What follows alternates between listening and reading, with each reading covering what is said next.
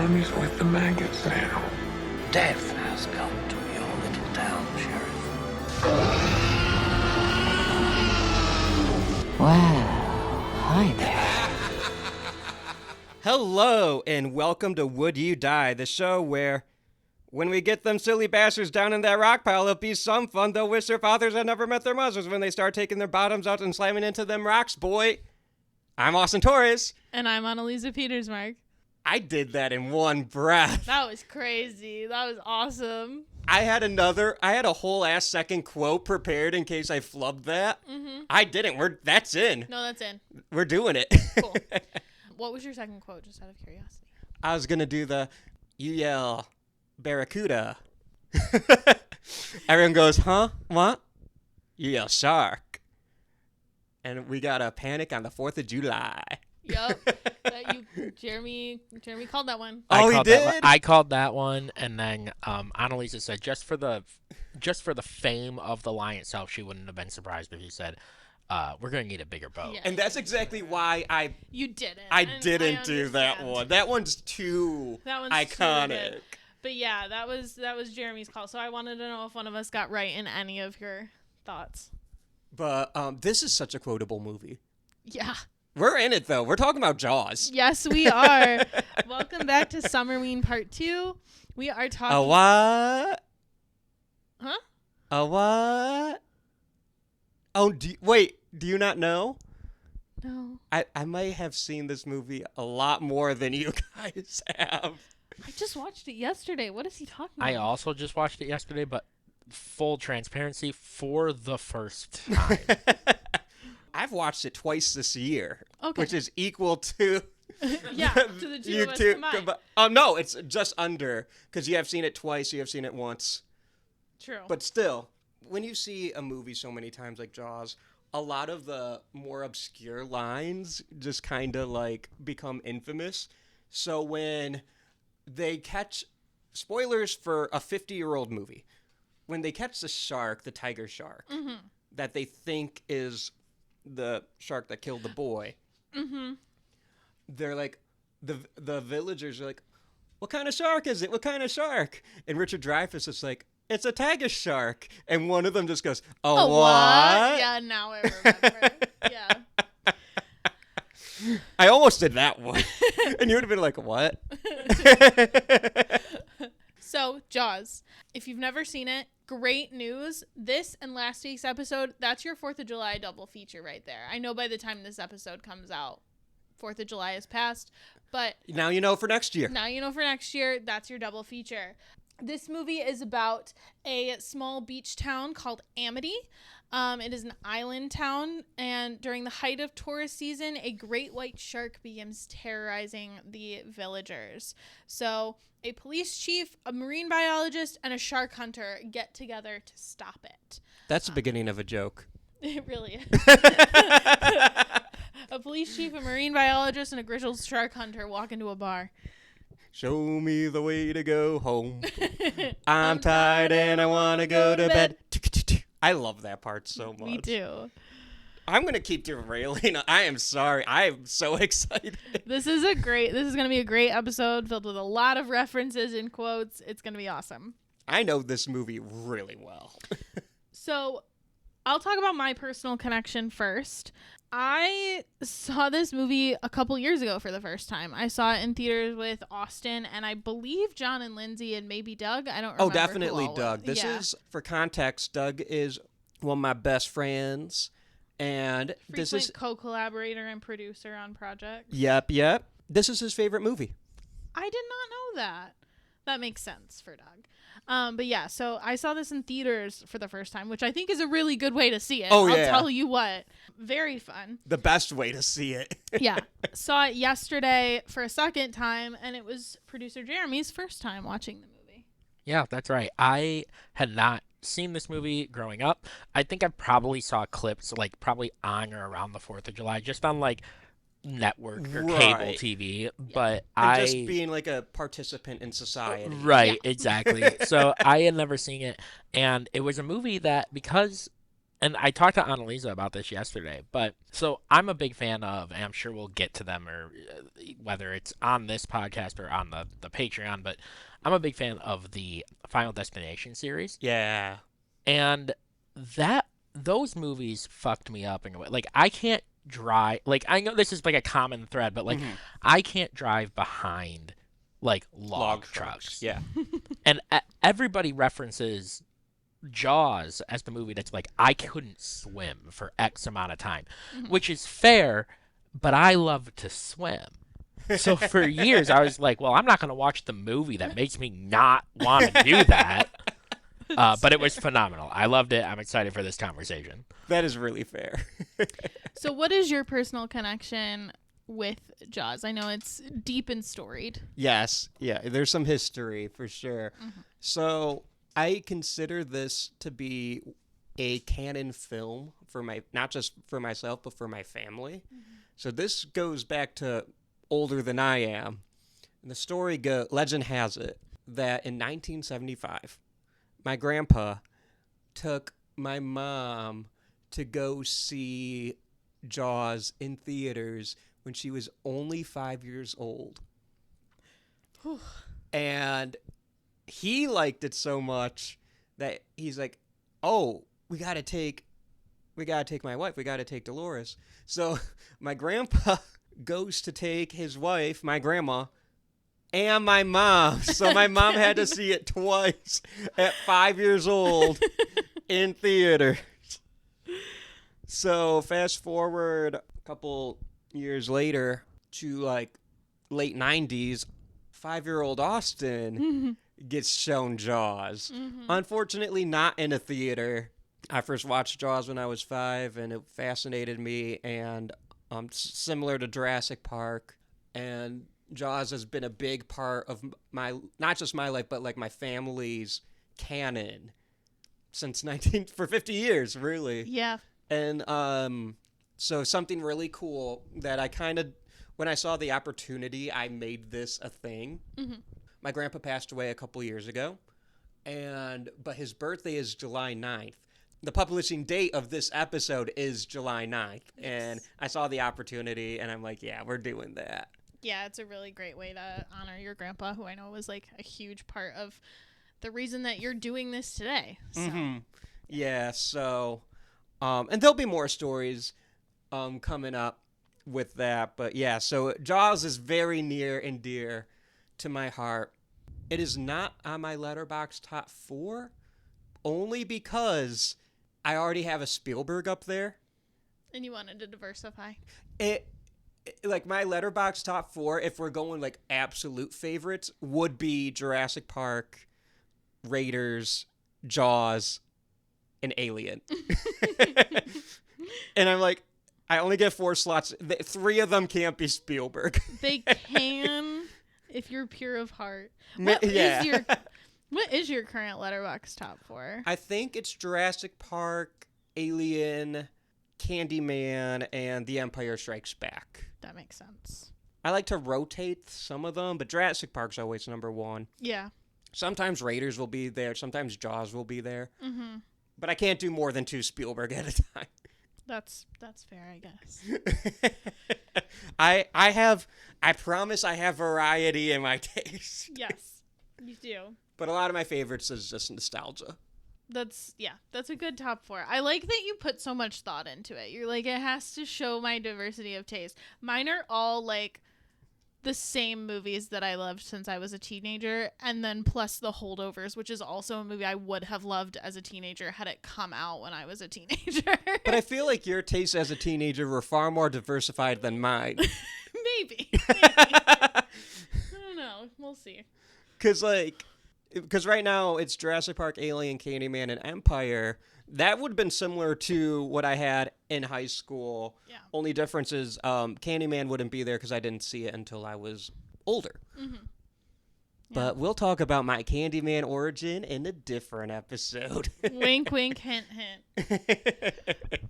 If you happen to remember this particular episode when that comes up again, you are going to laugh at how far ahead we have some of these things planned out. Okay, so let's kind of... Yeah, you will. Let's kind of dive into Yes. historical context. So obviously we mentioned released in 1975, directed by Steven Spielberg, a very young Steven Spielberg. This is his second theatrical feature. Yes. And it wasn't just a movie, it was a revolution. The reason that, there are obvious reasons, in-movie reasons, for this to be a perfect Summerween pick. But one of the out-of-movie reasons that it is such a great Summerween pick is this was the movie that started summer blockbusters. Yep. Which is like a huge part of summer. You get to a day that's too hot to live and you go to the theater now. That's just a thing. But yeah, this was the one that started that. It's interesting because that you point that out, because this month that this episode comes out, we are getting 3 massive blockbusters and a couple more bigger movies as well. But like, we're getting a Jurassic Park, a Superman, and a Fantastic Four film, all in the same month. Yeah. Not to mention, like you said, smaller but still really big movies like the I Know What You Did Last Summer movie Exactly. that we talked about last week. Exactly. Yeah. And like, if we're expanded to the summer, there's a How to Train Your Dragon remake. There's a John Wick spinoff. There's a new 28 Days Later. There's a Brad Pitt movie where he's racing a car. Yeah, it's a whole thing. It's a whole thing. Like, this changed Hollywood's release model. Like, this was, up to this point, there was not as much of a focus on summer because everybody knew, like, in Hollywood that people were going outside in the summer. Yeah, they were going to the beach. Like, Not after this movie. Not after this movie. But they were going to the beach. They were going outside. They were going camping. They were not spending their times indoors. So a lot of the bigger movies came out in winter, in colder months. And this really, really changed that. With that being said, the production was really famously troubled. We watched this movie on Peacock this week, and they have Steven Spielberg does a little speech on Peacock that's like, oh, cool. Hey, happy 50th anniversary. Like, I didn't know what this movie was going to be because everything was fucked up on this movie. Nothing worked, including Bruce. Bruce is the shark, if you don't know. It was just a very troubled and very over budget movie. Dude, it went like way over budget. I used to know the number. I'm blanking on the numbers right now, but I think it went 100 days over schedule. Overscheduled, over budgeted. Which, that's so much money. Yeah. And so, because you have to pay the cast and crew for everything. Time is money is so real in the film industry. Yeah. The cast and crew, every single day that you go over, anytime Bruce broke down, they had to pay somebody to fix him. You mentioned that earlier, that this was a young Steven Spielberg, very early in his career. Yes. He was 27. Yeah. Wow. And he changed cinema. And he continued to do it for the rest of his career. And then his buddy George Lucas joined. Yeah. Because 2 years after Jaws just changes everything, Star Wars solidified it. Yes. And so, you come out of filming this project, I can only imagine what him and the rest of the cast and crew were feeling, because they're probably exhausted. They're like, I have no fucking idea how this is going to go. Because and a lot of these people, a lot of the people on this crew thought the movie was going to suck. Yeah. They didn't think much of it, but they helped change cinema. Yeah. I just love that story. I loved that, just like against all odds. Not only did they end up making like, this was a pretty good movie, but like a movie that changed cinema and is like heralded as one of, if not the greatest movie of all time. Yeah, I think a lot of movies that come out where it's like, well, we went over budget, we went over schedule. It's those kind of movies that become like cult classics. This is not a cult classic. Right. This is like a classic. Yeah. And I think that's definitely really cool, like him talking about it at the beginning. If you have not seen the like little blurb that he does at the beginning, it's worth watching, even just for like that first like 5 minutes, just to hear his firsthand perspective of the making of this film. I got a question for you guys. Is this Steven Spielberg's most famous movie? It's not his highest grossing. No. I don't mean just money. But is this a movie that leaves the biggest cultural impact? It's hard because he has a lot. I'm gonna say yes, with the caveat that it's possible that I'm forgetting a really obvious one, because that tends to happen to me. But I'm thinking of, in terms of if we're talking just impact in general, all time, this movie had impact that like people don't even realize is impact from Jaws. Like the whole not swimming thing. The whole like we don't get Shark Week. Like, yeah, the whole like if shark Jaws doesn't thing. The whole shark exist. propaganda of like man-eating shark thing doesn't happen without Jaws. Like good or bad, there's a lot of impact that this movie had culturally that we don't even think about being related to Jaws. I think in my opinion, I think it's a 2-film race between Jaws and E.T. Because like I think E.T. sets groundwork for so many like alien-centered films and kids movies. And kids In movies kids in movies too. general. It changed Yeah. kids movies, you're right. But it's hard to say, you know? Mm-hmm. Because I think... Because Jaws had a franchise that didn't go nowhere, right? E.T. is just standalone, but E.T. still gets shown at retro theaters, you know? But so does Jaws.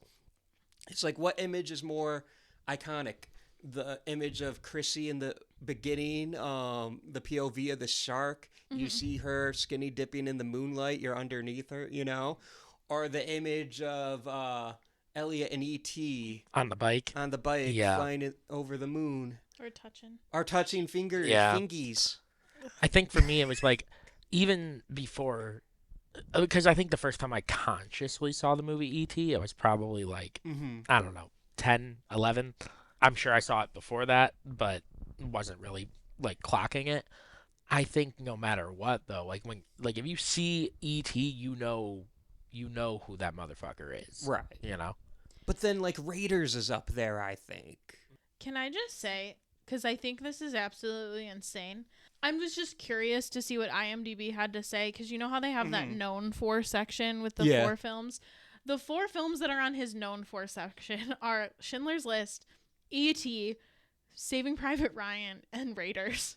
And I just think that's a really interesting amalgamation of film, because I feel like if Jaws is not up there in that top 4, if Jurassic Park is not up there in that top 4, I don't know that those are the movies he is most known for. I think those are very, very, not only popular, but very well done movies. But I don't know if those are what he's most known for. It's interesting with IMDb, though, because what might be affecting that algorithm are people who rate movies. Yeah. And Schindler's List is really highly rated. As it should be. Should be. But that is like a good 4 to like show his filmography, I think. Yeah. Because Schindler's List, Saving Private Ryan, those are like his dramatic. That's what won him his best director. Mm-hmm. So that could be a part of it. The award wins for that. And then E.T. was the highest grossing movie of all time at one point. Raiders didn't make the kind of money that Jaws and E.T. and Jurassic Park did. But Indiana Jones might be the most famous movie character behind Luke Skywalker and R2-D2 and like the Star Wars folk. Yeah. That's probably true. Because like James Bond's a book character. I just can't believe he did Jurassic Park and Schindler's List in the same year. That's just crazy. Yo. That blows my mind. What a fucking guy.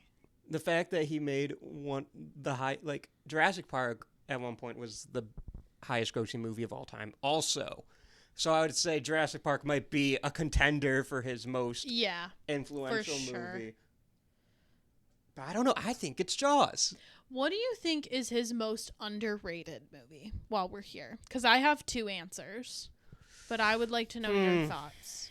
Actually, I might have 3 answers. This is a really hard one, too. Underrated. So can you, when you say underrated? Like, I don't mean general populace thinks it's a bad movie. I think it's just like people forget, like, that's Steven Spielberg, and it's a great, like, you know what I mean? Like, I think Close Encounters of the Third Kind that's fair. Gets overlooked. Yeah. Because that is a fantastic movie. Mm-hmm. But we didn't say it once. Like, what competes with Jaws? It ain't Close Encounters. No, and I don't think, you know, these but that is compete. such a good movie. And then my other answer is going to be Minority Report. Oh, yeah. That's a good one. And then if you're going to have 3 answers, I'm going to have a third answer. I don't know.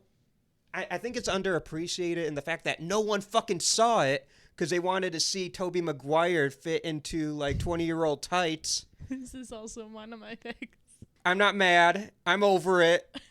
West Side Story was so good. Yeah. More people. I don't mind that other movies made more money. I expected that. But, like, more people need to see that movie. I agree. More people saw the Spider-Man movie 3 or more times than they saw, like a triumph of cinema once. I agree. My 3 are all much more recent. Mm-hmm. West Side Story is one. Yeah, so good. The Fabelmans is another. That's another one that, like, people didn't go. But that one I don't blame the people for, because that was I love The Fabelmans, by the way. I know, you do. But that's not a movie made to, like... That's fair. I just think it was exceptional. Oh, yeah. But I could see the general populace being like, I don't want to see 2.5 hours of Steven Spielberg avoiding therapy. That's fair. Me, Austin Torres, I do. I've seen The Fabelmans like 5 times since it came out. I will watch 2.5 hours of Steven Spielberg avoiding I therapy. love that movie. Yeah. But West Side Story, I'm like, that is one of the greatest filmmakers tackling one of the greatest musicals and then nailing it. Mm-hmm. It astounds me that movie didn't make money. This one might not be... I don't blame, like, mainstream... Like, this one's not one that I'm like, wow, this should have, like, blown out the box office. But I love this movie, and I think it should have gotten more credit than it did. And that was Bridge of Spies. Bridge of Spies was really good. I loved Bridge of Spies. I have one. I will stand by. This is a hill I will die on. The Adventures of Tintin is one of the better animated films that I think have been made in the last couple of decades. And I don't think people really look at it as such, because it's not like a Pixar or DreamWorks movie. Right. You have said that several times to me. You were very passionate about this subject. I am. It's very good. Dude, the one part where Tintin is like going through the city and he's on the bike and it breaks and he's like zip lining on his bike through the laundry wire or whatever. I kind of want to rewatch Tintin now. I was going to say, we should watch Tintin. That is a good movie too. Hey, I got a hot take. I'm ready. That Steven Spielberg's pretty good at filmmaking. I think he's pretty good at filmmaking. Yeah. So shall we talk about Summerween and how Jaws fits into it? I think we've talked enough about that silly guy Spielberg. I guess. We've already talked about Jaws invented the summer blockbuster. So right. in the world of cinema, it's changed summer forever. Mm-hmm. Now all of our big movies are coming out in summer for the last 50 years. Yeah. You know, that's the new thing. Your mainstream, everybody wants to go see them. They're coming out in summer now. Yep. Inside the movie, reasons why this is a perfect movie. First of all, it is set in the most summer vacation town ever to exist ever. Real. Like, Amity Island is this cute little idyllic, almost like if you're from Michigan, like Mackinac Island with cars kind of town. And as you know, Amity means friendship. Yes, it does.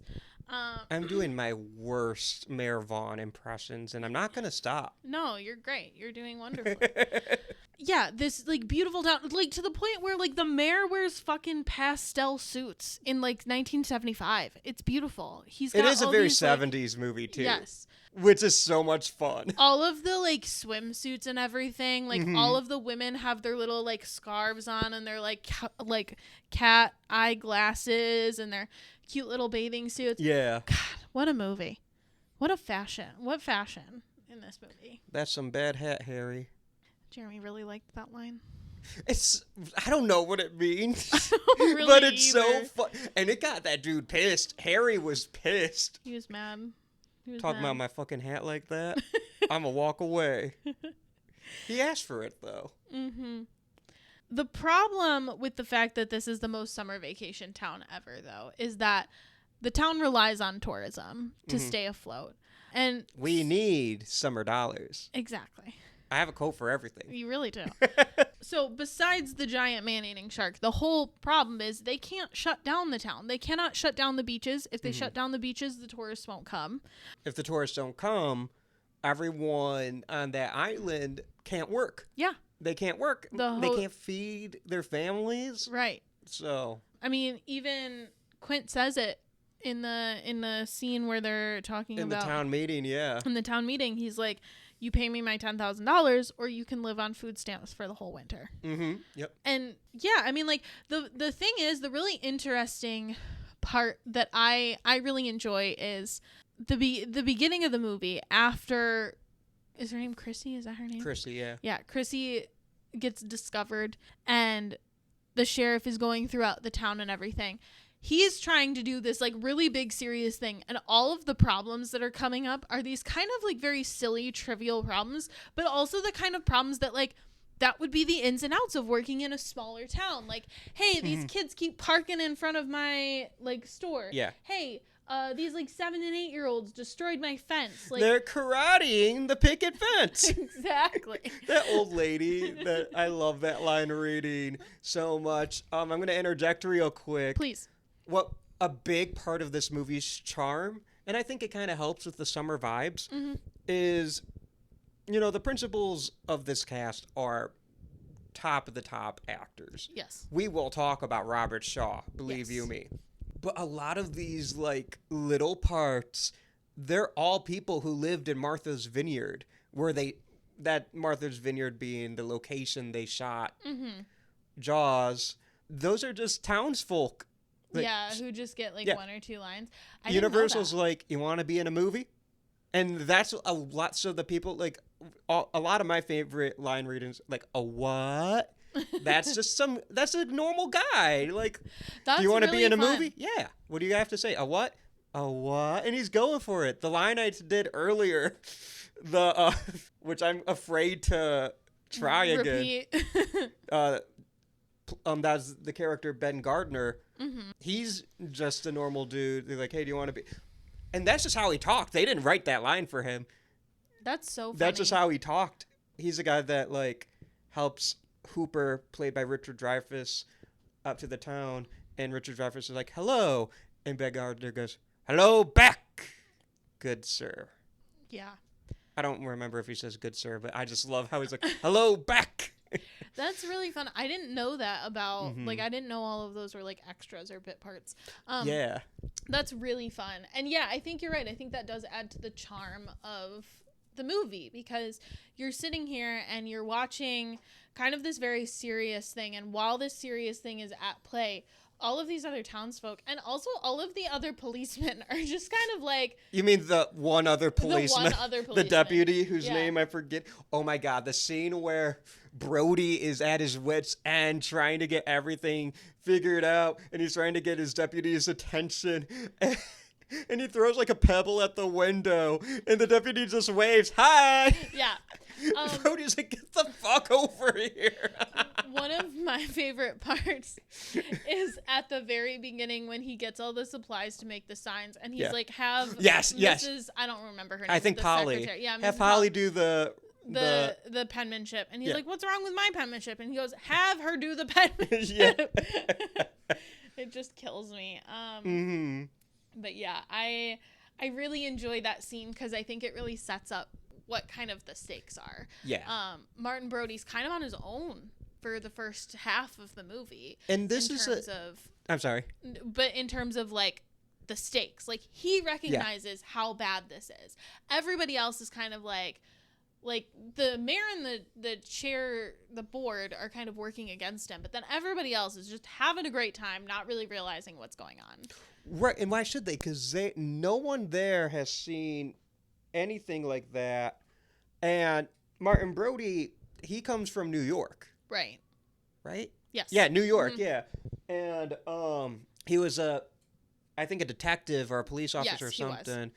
And he's in a later scene, halfway through not halfway, but about halfway through the movie, he's talking to Richard Dreyfuss's character, Hooper, and he's like, he gets really fucking drunk.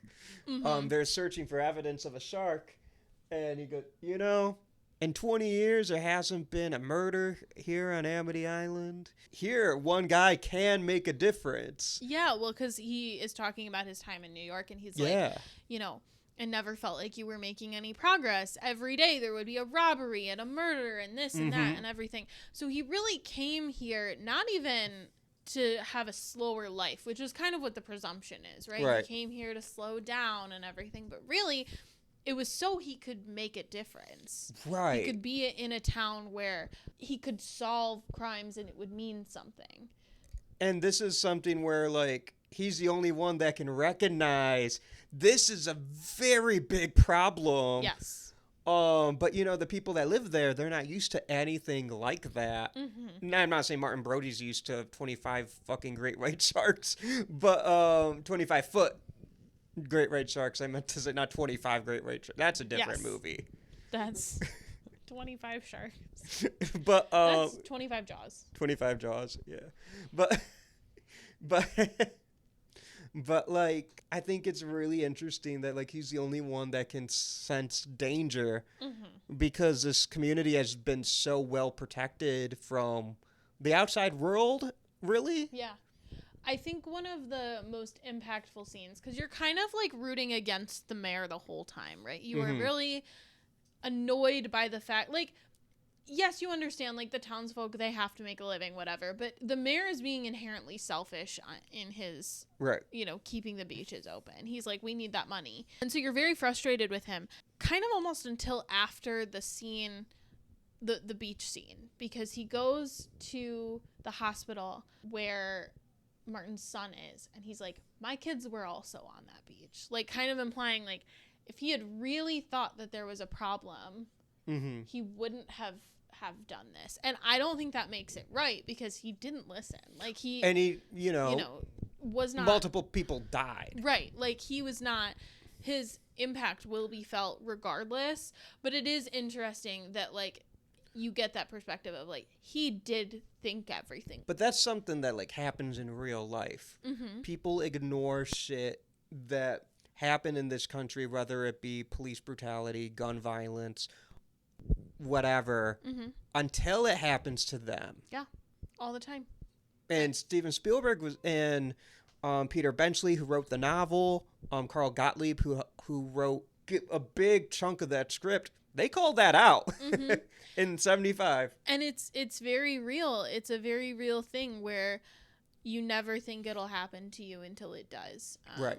I mean, we see it all the time. Like, I don't want to get into it, but we see it all the time as educators. That, yeah, like, there's this idea that you yourself, it's so unlikely to happen to you specifically. Right. But then it does. And then that's when you make a difference. Right. And that's not to like point fingers at people. That's just how we are. Yeah, that's humanity. But yeah, I think Mayor Vaughn is a very complex character. I think because he is an antagonist, but he's not like a villain. Right. Yeah, I think that's a great way to describe him. He is really truly trying to do what's best for the town. I mean, it is kind of like he's wrong and people died because of him. Yeah, he is kind of like, it is kind of like an anti-capitalism movie. Like, the dollar is not worth more than your human safety. But right, but he wasn't doing it for he wasn't making a bunch of money off of it. Right, he was doing it to try to keep the town afloat. Right. If you make like a movie like this today, it would have the mayor like funneling the funds into his own bank account. Yeah, I think that's true. I think that's something, and I don't want to, speak to cinema as a whole. I don't think this is true of every single movie ever, but I do think that we have kind of lost a lot of, like, nuanced antagonists and protagonists in a lot of movies.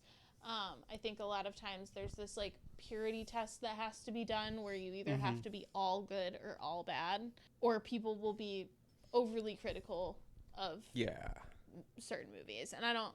But that's more of like a society. Oh, we have a literacy problem in the United States, at the very least, if not the world, kind of problem. But I will get off of my English teacher soapbox and return to that another time. So summer, huh?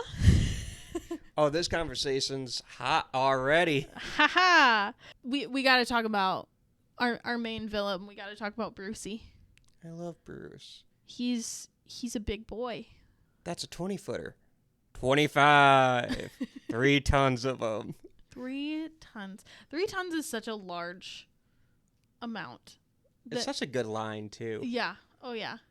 But yeah. It's really interesting. It's fun how they are able to get across in little bits just how big Bruce is. Yeah. Because like Jeremy was talking about this. He was like, as somebody who doesn't really know anything about sharks, like it doesn't really seem like this shark, like when he's first kind of swimming around the boat, seems any bigger than like a normal shark.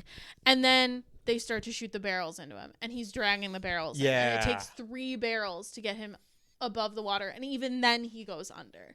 And then he like starts to tug on the boat, and then you start to see like it's revealed little by little just exactly what 3 tons 25 feet feels like. Probably my favorite part of the whole movie, by the way, was he's gonna go under again. Not with 3 barrels. He can't with 3 barrels. Right. Just under. goes right back under. I love, it's a little earlier than that, but the scene where they're shooting the barrels into Bruce, and the John Williams score is very triumphant. Bum bum ba da ba bum ba da ba ba bum. The trumpets are rocking, and then he barrels. I think it's when it's 2, and he barrels down with 2, and the music just like boom boom just descends, and it's like you can see our trio deflate. Yeah, and again, that's what I really like about this movie is like, you know, he's a killer shark from the rip. That's not surprising to you.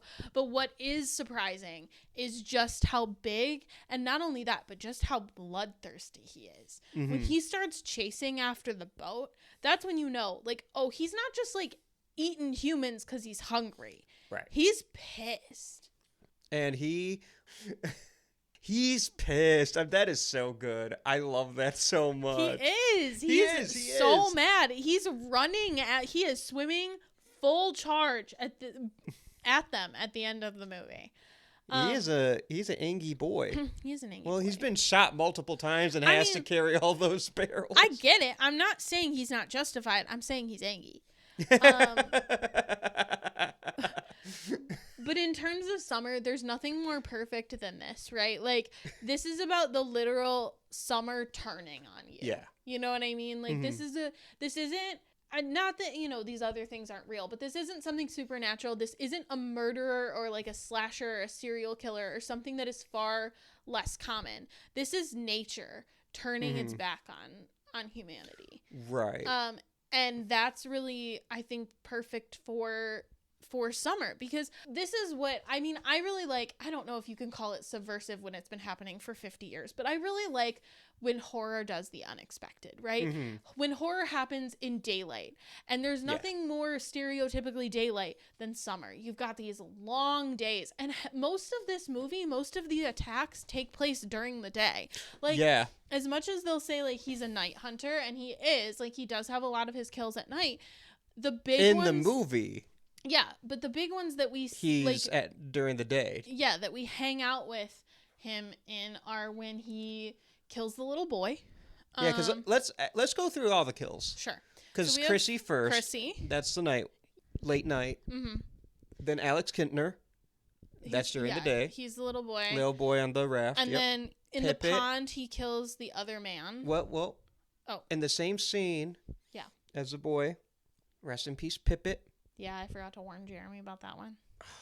That's brutal. It's so sad every time he's like, the guy's like, Pippet, and then they just cut to the little bobbing stick. Yeah, the little doggy stick. Pippet's a dog, in case you don't remember. Yeah. Because let's be real, you've seen Jaws. Yeah. You're listening to this, you've seen Jaws. I can't imagine anyone going through life and not seeing Jaws. You should probably do that. So then in the same scene, he also goes over to the pond and he kills that man. That's a little bit later. No, that's the same scene. No, that's later in the movie, because he kills the boy, then they have the town meeting, and that's when Quint scratches the chalkboard and because it's when the pond is during the pond scene's after the hoax. Oh, you're right. Okay, never mind. Yes. Yeah, no, you're totally right. I'm conflating my two very, very large beach scenes. Yeah, but they are both really large beach scenes. But yeah, okay. This isn't a kill, but after the Alex Kintner death, there's a close call with the two fishermen. Yeah, who and go out at night and that's at night. with the mother's roast. Yeah.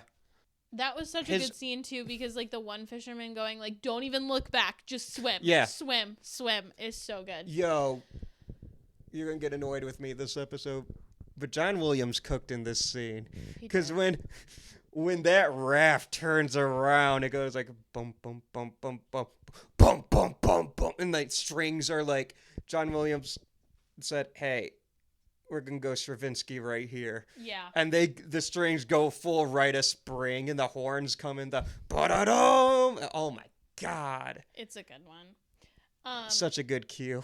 So that's his close call. So far we have Mm-hmm. Chrissy, we have Alex, we have the dog Pippet, we have the man in the pond, we have the close call with the fisherman, and Ben Gardner's in Yes. between that too, but we Ben don't see it. That's off screen. We find that out later, but Ben Gardner gets killed. Richard Dreyfuss finds that out in one of the most famous scenes in the movie. It's good, man. But we'll talk about that one later. Yes. Is there any other kills between that and when three men go out on the boat? No, Guy on the Pond is the last one. Yeah. And that's when, Second to last, but last one before they go, Yeah. before it turns into a adventure thriller. Mm-hmm. Yeah, because like when the guy in the pond dies, that's when everyone is on the island. So there's no coming back you're from that. totally right. The island is fucked. Mm-hmm. Like they're still going out to kill the shark, but that's all in vain. That's Everyone it, yeah. is having a really rough winter. Right. So then they get on the boat, and our very last kill of the movie is Quint. And that's during the daytime too. It is during the daytime. So by my count, there are 3 night times. Mm-hmm. Chrissy, this wasn't a kill, but The close call the with close the two call, fishermen. and then this was off Ben screen. Gardner. Ben Gardner, and then everything else is daytime. Yep. That's 1, 2, 3, 4 daytime kills. Yes. Yeah. And 2 nighttime kills plus one. Plus I guess one there's a close bunch call. more daytime attacks. Yeah. Especially in the second half of the movie. Right. So one thing that I wanted to talk about, I don't know if this is going to make sense to anybody but me, but there is this specific genre of movie, and I like to refer to it as boy movie. And what I mean by that is like movies that highlight boyhood. And so I'm thinking like The Sandlot. I'm thinking like Stand By Me. Are you like, thinking about Boyhood? I've never seen that movie, so maybe. But like, I'm sorry, that's the perfect answer to my joke. Probably. Maybe, but you know what I'm talking about. These movies that like encapsulate what like boyhood is. Is E.T. one of them? Yeah, I would say E.T. Maybe Gremlins too. Okay, I'm thinking yeah. a lot more like these movies that encapsulate like what boyhood is. And there's also girlhood movies. There's girl movies. There's like, I don't know why I'm blanking on every single one that's ever existed, but like Sleepover and like any teen girl movie that you've seen. You know what I mean? Like, Yeah. I don't know, the fucking Hannah Montana movie is a girlhood movie. But anyway, Confessions of a Teenage Drama Queen. But boyhood movies, what there are not a lot of is like manhood movies. And what I mean by that is that like movies that encapsulate like the everyday, like the average like man experience. Like there's a lot of like action movies that show like super macho dudes and whatnot. Yeah, like But- Predator. But And yeah. But I don't know if this is what I would consider like a manhood movie, but I think specifically the scenes with the three of them on the boat, that's a very like manhood part of like section of the movie. Yeah. They're Like the second half of the movie is a Yes. manhood movie. their like bonding Mhm. is so like that's what I imagine it's like when you get like I'm not a man. I've never been there. But like when you get like three men together, like sitting there and like comparing their scars and then oops, it accidentally leads into them talking about their trauma, but they never just like bring it up on their own. And like Brody like learning how to tie the knot and everything. Like Right. that all of that is so manhood, and I think it's really cute, and I just like it cuz I feel like those movies don't really exist, and I think it's awesome. Do you want to drink to your leg? I'll drink to your leg. Exactly. And like they're comparing their like scars, Yeah. and then he's like right here on my chest This is where like Mary Ellen DeWitt or whatever broke my Marianne heart. Moffat. Yeah. And how do you remember the name? I've seen this movie a lot. so much. But I've like, seen this movie a lot. According to Letterboxd, I have seen this movie 11 times since you 2018. started Letterboxd. That's crazy. That does not include my childhood, where Yeah. I've seen this movie a lot more. Jurassic Park's at 20. Yeah. The only one that is more than Jaws is Jurassic Park. Raiders is surprisingly low. I've only seen it 6 times in my Letterboxd era. That's crazy. I just think that that's like, they did such a good job of, and again, you guys are boys, so you can tell me better than I can, but like, in my opinion, they did such a good job of like what natural dialogue between like 3 dudes who are getting to know each other feels like when you're trying to pass the time. Yeah, I mean, it's basically that, and or naming a really obscure professional athlete from your childhood. No context. Maybe this might be boyhood post 90s, but what's your favorite dinosaur? I mean, that applies to girls too. Because girls can have favorite dinosaurs. Well, girls can also like have favorite athletes and also scars, but you know, there's some things that They boys tend to gravitate towards. Yeah, no, I more agree. Than I girls agree. do, and I don't know. I just. But thought I it don't was- think them in that time. Like, I don't think men will be like, "What's your favorite dinosaur?" Which is a No. shame, and we not need to in the fix that. 70s, Yeah, at least. no. It's a lot of like, let's compare stars, and also, man, I thought Carry On Johnson would have been better, and that's about it. Oh, and drinking songs. And drinking songs. Show me the way to go home. Boom, boom. I'm tired and I wanna go to bed.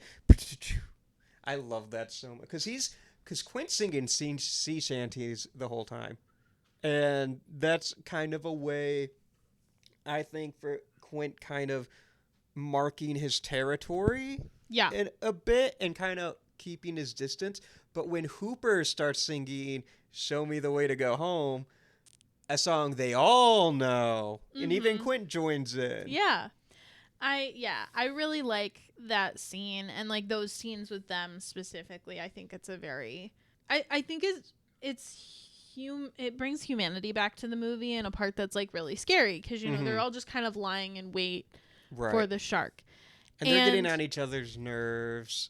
Like, Quint's on lookout. He looks down, and Hooper's playing solitaire while waiting for something to happen. And Quint's like, "Stop playing with yourself, Hooper." Yeah. It's like a good way to show that this is what this would be like, right? When you're hunting, especially when you're hunting a sea creature, because it's like fishing. It's And a lot of like... These are 3, maybe not 3, but 2 very volatile personalities with Brody as like the middleman. Yeah. When you're doing fishing, it's a lot of sit around and wait Right. for the creature. So you have to pass the time somehow. And in order to do that in a way that's compelling to an audience rather than just showing Right. them all sitting around, you have to show them start to meld their personalities. And so it's fun. I really like those scenes a lot. I think this leads into one of my favorite parts where, like I said, Hooper's playing solitaire. Quint's on lookout. Quint goes to Brody, says, "All right, Chiefy, I'm gonna need you to lay another chum marker." Brody don't want to do it. He's complaining. Why can't Hooper do it? Hooper drives the boat, Chief. Brody's like, I don't want to. And then Quint tells Hooper, "Slow ahead."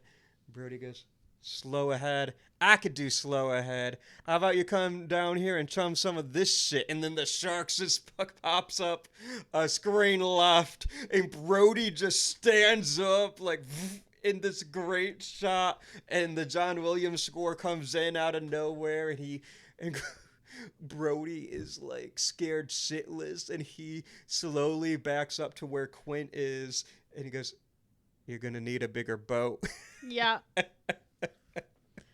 It's a good scene. My favorite thing is, and like the funniest part of the whole thing, is watching how calmly Quint handles just absolutely everything that goes wrong.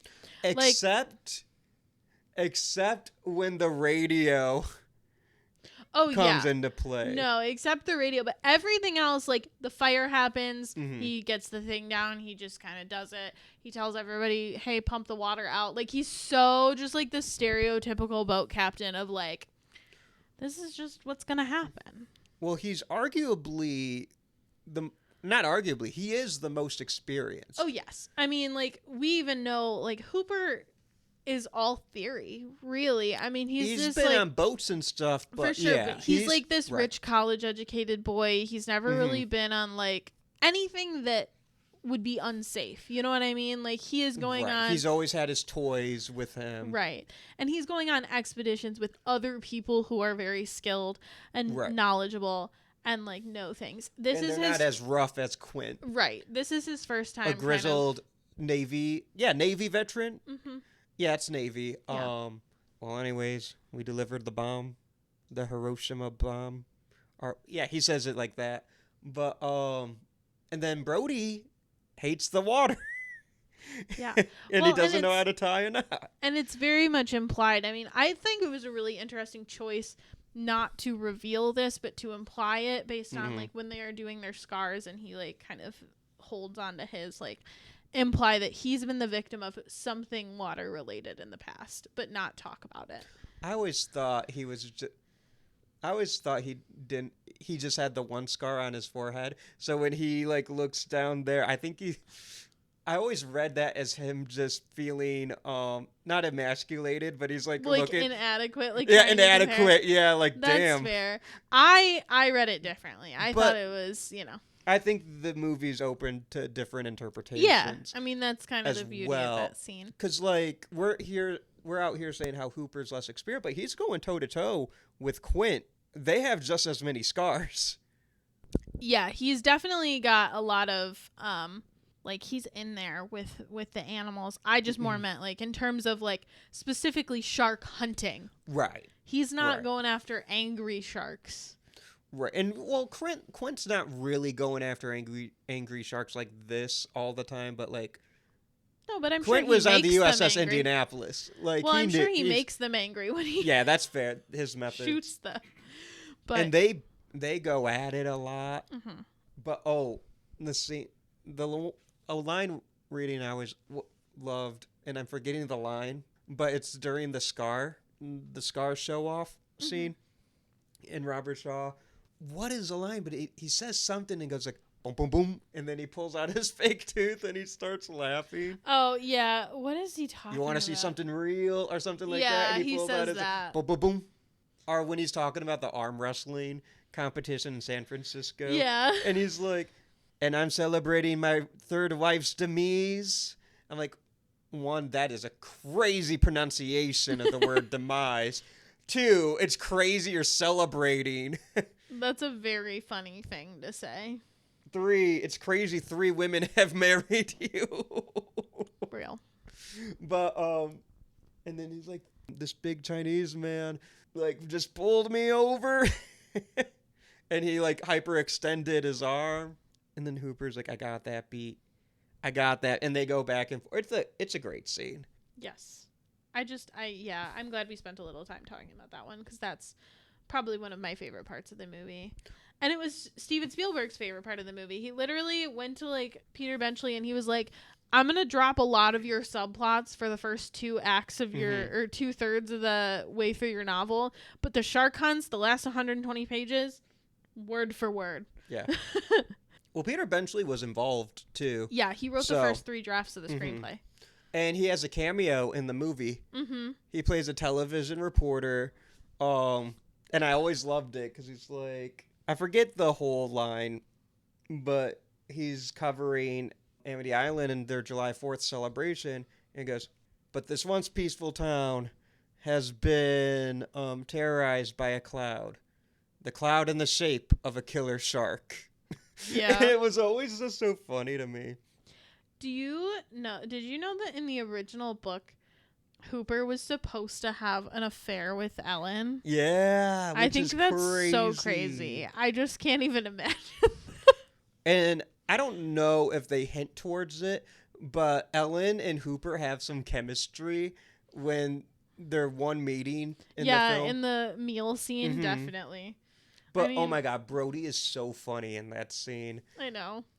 He's like, because Hooper brings wine for dinner, and he goes, I don't know what if you're going to be having red or white, so I brought both.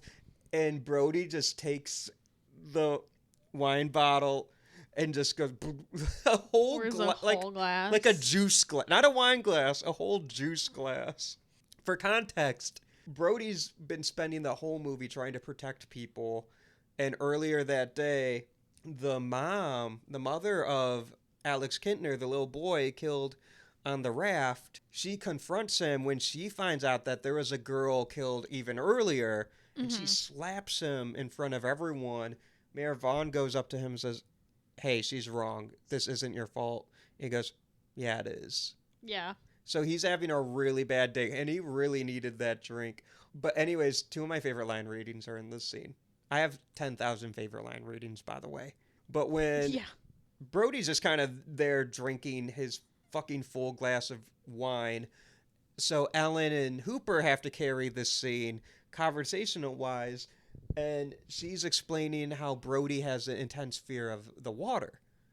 And she's like, there's a name for it. And Brody just goes, drowning. Yeah. It's so funny. And then the whole scene ends with Hooper convincing Brody to go to the tiger shark. A what? That the townspeople killed to confirm if this was the shark that killed the people. Mm-hmm. Brody finally relents and says, okay, let's do it. Ellen, like, very fairly asks, can you do that? And Brody just goes, I'm the chief of police. I could do whatever I want. Yes, correct. It is so funny. This is like so out of nowhere, and I understand that like everybody else knew this and I just didn't. This is me for the first time as going through like down the rabbit hole of Richard Dreyfuss's shit, and now realizing for the first time, despite having seen this movie approximately 47 times as a child, that Richard Dreyfuss is Mr. Holland from Mr. Holland's Opus. I've never seen Mr. Holland's Opus. What? Have you ever seen Mr. Holland's Opus? Do you guys know what it's about? Mr. Holland. I assume it's a music movie. Yes. So Mr. Holland is a high school like band director, I or had maybe one of those. orchestra director, who is like, he prefers, like, he wants to be a composer, but his gosh darn high school career gets in the way because he has to take a real job because he's not very successful. I get that. And the problem is, like, okay, I both love and hate this movie. Spoiler alert for Mr. Holland's Opus. I'm about to go on a rant, and this is just unrelated, but if you I just don't... said I didn't see the movie. Okay, fine. No spoiler alerts. I just have complex feelings about it. Let me That's see all. the movie. Okay, then we can talk about it. Yes, I promise. I will bring it up on an unrelated episode. I'm not joking. Pinky promise. Everyone listening, we did a pinky promise. We did. Jeremy bore witness. Yeah, he did. I'll draw up the paperwork. Cool. So I have to watch this And movie. that's a soon. producer. And that's a producer. So there's another thing I want to bring up with this being a summer movie. And it takes place over the 4th of July. Yes. It's the a 4th of July. The 4th of July. It's a very American movie. Not Okay. just in the sense it takes place in America and they're celebrating an American holiday, but it is the most American response to a crisis. Oh, yeah. There is a giant killer shark. But what about the money? Mm-hmm. And in somewhat defense of Mayor Vaughn, he's like, Amity is a summer town. We need summer dollars. Yeah. I get it, but it's also like Quint had a better point. You want to play it cheap, or you want to pay? Oh my God, there's too many quotes invading my mind right now. Hooper and Quint both call out Mayor Vaughn in different points of the movie. Quint says, "I don't think you're familiar with our problems," and Hooper has this great line where he's like, I think I'm familiar with the fact that you're going to let this particular problem grow until it bites you right in the ass. Yeah. It is so good. It's Richard very Dreyfuss gets so angry. It's awesome. And then when Quint's doing his, like, scratching the chalkboard, the introduction of that character in the movie, he's all like, and I think you referenced it earlier in the episode, was like, now do you guys want to play it safe and pony up? Or do you guys want to be cheap and be on welfare for the rest of the winter? Yep. I'll find him for 3,000, but I'll catch him and kill him for 10. What a line. What a man. True. So we've talked about this a bit, but Quint and Hooper kind of have a rivalry. Yes. Rich college kid, blue collar working man. Mm-hmm. Brody's the middleman. Yes. There's this great part. This isn't dialogue, but there's this great part where Quint's drinking a beer on the boat. He looks at Hooper and he crushes the can in his hand. And Hooper, who's drinking a styrofoam cup of water, finishes him and he crushes his cup. Yeah. It's good. It is so funny. They're really funny. One of my favorite parts, I don't even remember what Quint says to him, but when he walks back into the back of the boat and Hooper just, like, makes all the faces at him. Yeah. I don't know why that makes me laugh every time. Oh, he says something like, because Hooper was talking shit. Yeah. And Quint was right about something. Yeah. And Hooper's like, well, that doesn't prove a goddamn thing. And Quint goes, proves one thing, Mr. Hooper. It proves you college kids don't have education enough to admit you're wrong. Yeah. You're right. It's like, get his ass. It's very good. And then later Hooper, like, comes up to, and then I'm like, get his ass. They're all, like, likable in their own ways kind of characters. Even Quint. Yeah. But they're, like, so volatile and different. But it's what makes the movie so good. Mm-hmm. I do like that everyone respects Chief Brody, though. Yeah, I agree. I think it's nice that they both kind of have a healthy respect for Martin and his... Yeah, because they hate each other. Yeah. Mm-hmm.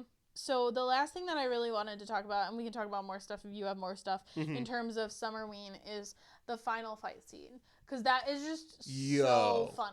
Summer. Like, the whole... I mean... It takes the place over the course of, like, hours. I mean, really days, but, like, hours for this final battle with when the orca's sinking. Yeah, the orca is sinking. The heat is beating down on these guys. And the whole time, they are just waiting for the moment to strike with the shark. And at one point, it gets to the point where Hooper's like, I gotta go down in the cage. Yep. And they're like, that's not going to work. And he's like, well, what other option do we have? Like, this is it. This is all I got. So, and yeah. Then he goes in the cage. And it doesn't work very well. You go in the water. Sharks in the water. Farewell and adieu to you fair Spanish ladies. Yeah, that's a good Farewell and adieu, you ladies of Spain. But even Quint's, like, thinking, like, at this point, the orca is sinking, right? Like we established. Quint grabs one of Hooper's material tools, the poison, the thing with the needle, needle with the poison. Oh, right, the poison for Cusco, the poison chosen specially to kill Cusco, Cusco's poison. And Quint's like, you really think you could kill? Like, Quint's open all of a sudden. Mm-hmm. Because Quint's realizing he's out of his, like, this is something he's never experienced. That's where he's at his most complex, I think, because this whole movie, he's been proven right, he's been proven wrong, he knows what he's doing. Yes. But this is where he finally admits, this shark is tougher than I gave it credit for. Mm-hmm.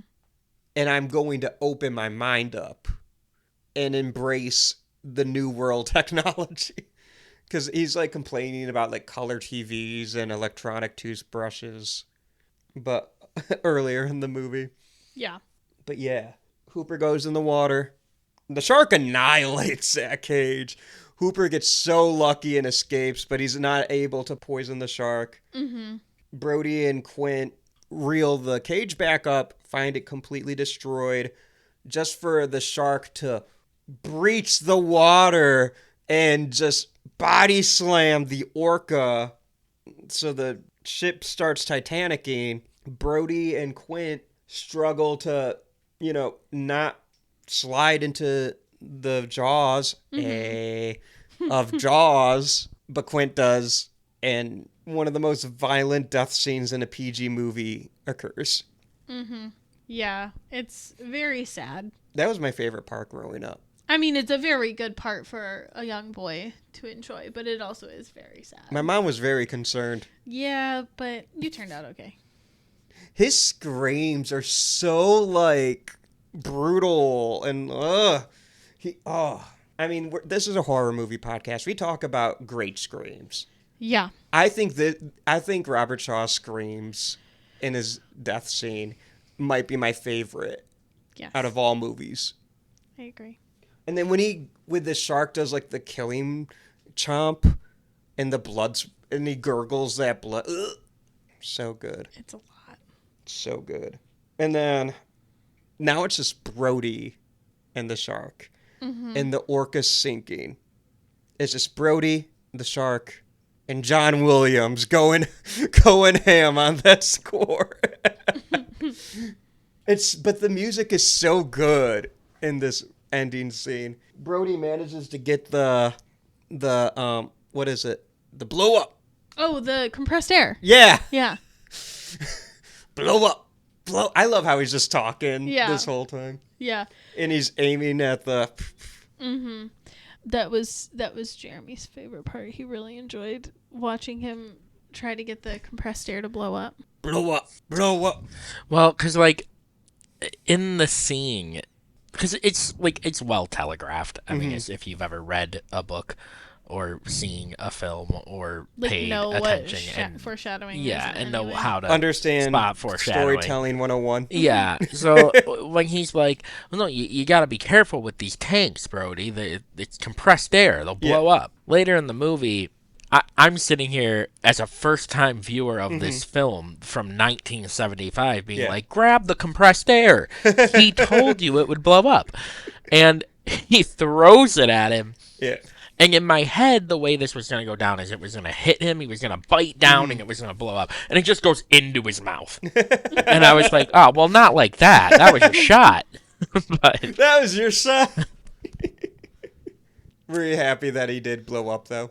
I was. I thought it was a fun end. It's so satisfying. And it's like a weirdly, because it felt, there's a moment, I felt like the final scene, like the end, as the credits start to roll, felt a little anticlimactic to me, but it was also like, yeah, they did it. Yeah. That's how that would go down. It's not going to get better than that shark blowing up. Because I was going to say, I mean, the rest of the movie would just be, I mean, it's already kind of a depressing ending, but the rest of the movie would have been a very depressing ending, because you would have gotten to the end, they would have gone back to the place, and they would have been like, killed the shark, and they would have been like, cool, our summer's ruined anyway. Yep. So let's go get our food stamps. Great, let's go get our food stamps. I did love the line reading of Richard Dreyfuss coming to the surface. Oh yeah. And swimming over to Brody and just going, Quint, and Brody going, no. I know they're both kind of still laughing. Yeah. Yeah. So I have a little rant. Please. This ending, it is so good. Blow up. And then finally it's like, smile, you son of a... Boom! And then the shark blows up. And you can see the bodies of Quint and the boy and Ben. It's nasty. But what a great detail, those bodies. Anyways, do you remember a couple years back when the Academy for the Oscars tried to do what they called the audience cheer moment? Yes. And made it you vote online. Yes, I do remember that. That was a bunch of fucking horse shit. Because I'll get into the nominees, which shows we're cooked as a society. But, so, listen. There are a bunch of audience cheer movies and movies across time. But the fact that you don't have blowing up the shark from Jaw, the smile you son of a bitch, that is one of the ultimate. Yeah. Like, you've seen the movie in theaters, Lisa. You know that Yeah. gets the people going. Yes, it does. I might be a little biased with this one, but Rexy saving the Jurassic... Oh, shit. Jeremy hasn't seen Jurassic Park. It's okay. As per usual, I was zoning out. So I'm just going to say the end of Jurassic Park. If you know, you know. Yeah. I think... And I'm naming ones that were not nominated for this shit. Yeah. I don't remember what was nominated. And then for me, the most egregious one is Luke Skywalker blowing up the fucking Death Star. Yeah. That gets you going I don't care how many times you've seen Star Wars. The music, the cinematography, the Han Solo coming out of nowhere being like, shooting Darth Vader, like, what? I have you now. Psh, what? Woohoo! All right, kids, let's blow this thing. Go home. That's an audience cheer moment. Yeah. And instead, you know what was the nominees? I'm ready. I don't know what the nominees were, but I'm ready. The Flash going Flash mode in Zack Snyder's Justice League. A movie that wasn't even released in theaters because it's a 4-hour extended version of a movie people hated. It is the better version of that. It film. is okay. It's not bad. That's But fine. agreed. This That is a straight to Agreed. streaming movie. Yeah. A movie that does not qualify for Academy Award criteria if it was nominated for, a real Academy Award. Right. It wouldn't be. It doesn't fit the criteria. What else was nominated? Do we know? Yeah. The whole reason this award exists, Tobey Maguire and Andrew Garfield showing up in Spider-Man No Way Home. This was supposed to be their participation trophy Oscar. Oh. A movie which everyone loved, but was not good enough to win a real Oscar. Yeah. Was nominated for visual effects, and I'm like, it shouldn't have been. If anything, it should have been nominated for its sound design, because that was really good. We're gonna pick like a audience cheer movie. Like if we're gonna pick like that moment and it be a Marvel movie, then it needs to be Endgame when Sam That one was when he says on your left. That one I'm cool with. Yeah. That one I don't have the 3 other ones I actually don't. That one is there. I'm like, okay, that's fine, Yeah. because people were, Yeah. I was there. But it's like a real. I mean, people were doing backflips when Tobey Maguire showed up. Well, And it's like, hey, it was like, hey, why are you so mean? You like Tobey Maguire? I love Tobey Maguire. But I don't know. I got reminded that movie made all the money when West Side Story didn't, and now I'm salty. And then it got nominated for, like, it's perfectly fine. I just don't have real problems, and this is what I choose to get mad about. That's fair. You're allowed. The one moment in Dreamgirls, I think the Jennifer Hudson moment. Oh, yeah. Which I'm like, okay, yeah, that's based, actually. Yeah. And then maybe Bullet Time from Matrix, which I'm like, I guess. But anyways, if you're going to have that and you don't have either the shark, like blowing up the shark or blowing... How are you going to have an audience share moment and not blow up something? That's real. Either the Death Star or the shark. It's got to be one. Anyways, the Snyder Bros, like... Ruined your life? No, but they made all that... Honestly, they made my life funnier because that was an award that was made just to give it to Spider-Man No Way Home. And instead, the Snyder Bros basically, like... Hijacked it and got it to the... That's very funny. Zack Snyder's Justice League, which I think is hilarious. Anyways, I'm just saying Jaws needed to be a part of it. Real. At least Star Wars. So I feel like this is a good lead-in, but if you're not done, it's okay. I'm done with that. To talk about its cultural impact. Yo. Which is like, this could be another fucking podcast episode. I mean, there's a reason you're seeing so much 50th anniversary. Yeah. Like the popcorn bucket, which I didn't get. I'm sorry. But you know what I did get? What'd you get? The Rexy popcorn bucket for the new Jurassic. Really? So I'm like, and the toothless one. That's cute. I like the toothless one. I'm a very big How to Train Your Dragon fan. Yes, you are. But anyways, Jaws. So obviously we know it made generations of people afraid of the water. Yes. It inspired things like Shark Week and like all of the shark movies that possibly you could think of, like Deep Blue Sea. that one, and also The Meg and The Meg 2. I love those movies. Also Sharknado, and also The Shallows. The Shallows, and also Ghost Shark, and also Go Shark. what? Ghost Shark is inspired by okay. No, it is. No, I'm just saying. That's a based pick. I haven't thought about that movie in forever. I liked Ghost Shark. Dude, when the little kid goes on the slip and slide and the Ghost Shark goes the other. Yeah, it's good. What a mate. Oh, I love it. Mm-hmm. The Shallows. The Shallows. Dangerous Animals. Yes. Which just came out. I haven't seen it yet. Something but in I the want to. water. 47 meters down. Yes, Open Water, which is a very different movie, but it is kind of a shark movie. It also inspired the 70s and 80s creature feature Jaws ripoff era. Yeah. And I'm thinking bangers like alligator, grizzly, piranha, orca, and it's funny because there's a little rivalry between Jaws and orca. Obviously, I was like, it's not a rivalry if one of them wins. well, let me say it real quick, okay? Yeah. In Jaws, you have the ship, Quint's ship, the orca. Yeah. Orca's being known to kill sharks. The movie Orca comes out after. It is a Jaws ripoff. There's a scene where the orca kills a great white shark. And that's supposed to be, Yeah. if you're, for the audience, hey, this thing's better than Jaws. If you're cultured, then Yeah. you know. Yeah. And then Jaws 2, there's an orca that was killed by the shark that washes up and it's all covered in bite marks. So there's that fun little rivalry between the series, That's cute. which I think is fun.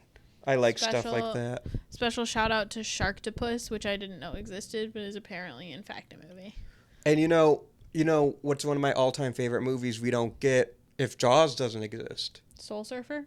What's that? Well, that's just a real life story. That's just a real shark attack. Wait, what? That's that one about that girl who had her arm cut off because she was a surfer. Which is a true story. I remember. Wait, Bethany she was on the Hamilton. news. Yeah. Her name is She had Bethany a Hamilton. movie? Then she wrote Yeah. a book called Solar Surfers, which was about how Jesus helped saved her from the shark. with What? having one arm. And then they made a movie out of it. The movie's pretty well done. The book is a little preachy. The movie but stars Anna the movie's Sophia Robb. the movie's pretty good. Oh, I like her. And like Dennis Quaid as her dad. Oh, okay. But I just thought my joke was funny. But since you didn't know what Soul Surfer was, it didn't land very well. Dennis So just Quaid ignore is it. in Jaws 3. That's true. Jaws 3D. I love should the say. idea that Bethany Hamilton is like on her way to like a trauma one center and is like, if only it weren't for Jaws. This is just like Jaws. She gets it. Anyways, the movie we wouldn't get would be Alien. Oh, 'Cause why? Alien, well, Star Wars is a big reason why too. Well, that's just space Jaws. Well, Oh, well. you're Yes. actually onto it. So when they're pitching Aliens, the screenplay was bouncing around the studios for a little bit. Star Wars becomes a huge hit, and all of a sudden, all these studios want space movies, and they're looking through everything. And 20th Century Fox goes up to Alien. Is like, why should we take this one? And the producers of Alien just pitches it. This is Jaws in space, I did not know that. and that's iconic. That is iconic. Tangent. Aliens has just as an iconic, if not more so, pitch story than Alien. James Cameron goes up to the studio executives. He writes the word alien on a marker board. He puts an S at the end of aliens to make it aliens. And then he draws a line through the S, making a dollar sign. Yeah, that's good. And I don't know if any of that is true, but there's got to be some truth Yeah. for it to... I don't know if it went down like that, but knowing James Cameron, it probably did. Also knowing Ridley Scott, probably did. Yeah. So besides all of the like real life repercussions, plus all of the shark movies spin-offs, plus all the creature features spin-offs, I wanted to talk about some of my favorite references to Jaws because it's probably one of the most like referred to things in pop culture. So the entire movie is Shark Tale. Okay, apparently. You don't remember any of them? I saw it when I was like 10. I don't remember what Shark Tale was about. I remember it has Will Smith in it. You remember enough. Okay.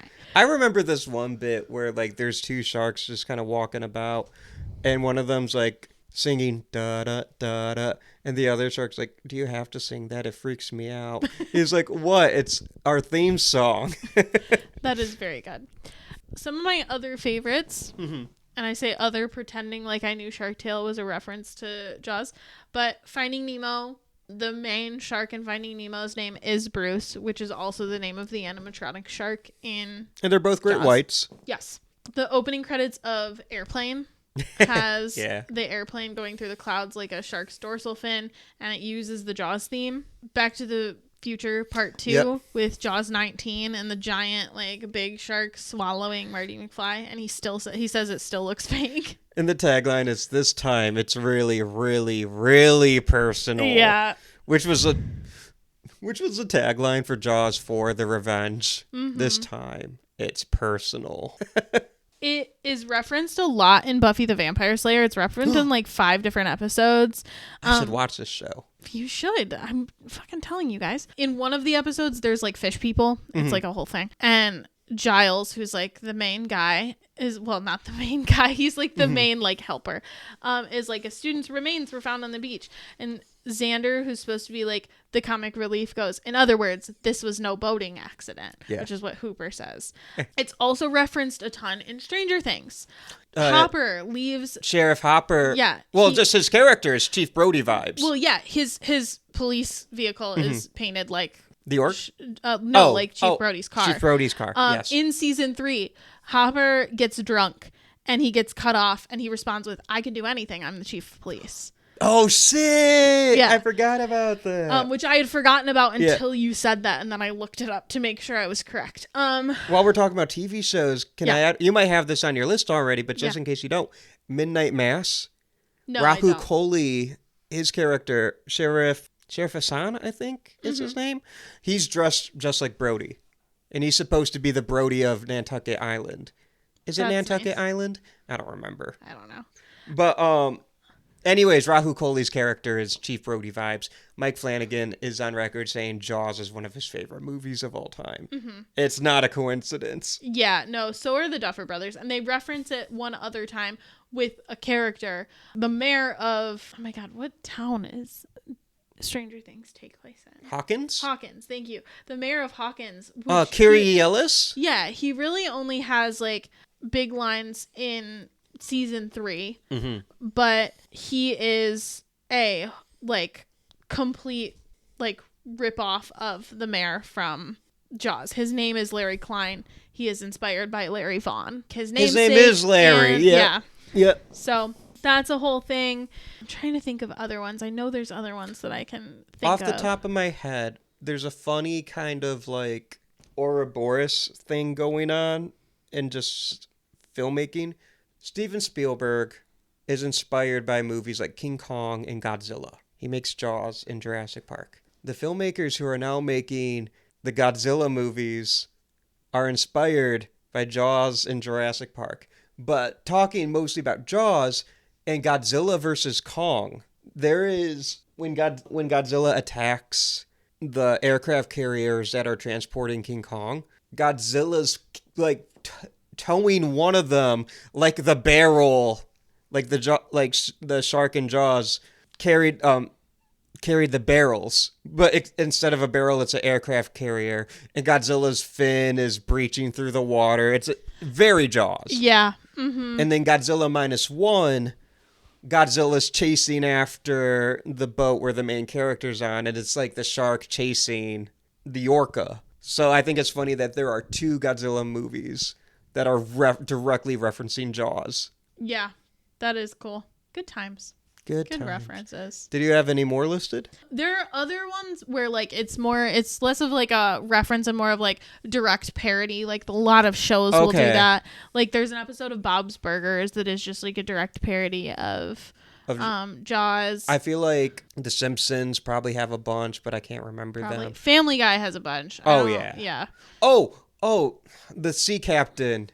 He's very Quint vibes. Seamus. In The Simpsons, but you know what I mean. Oh, well, yeah. I was just gonna say from Family Guy, Seamus with the That's right. wooden peg legs and I don't arms. know Family Guy as well as The Simpsons. Oh, I thought of one. Have you seen the movie Nope?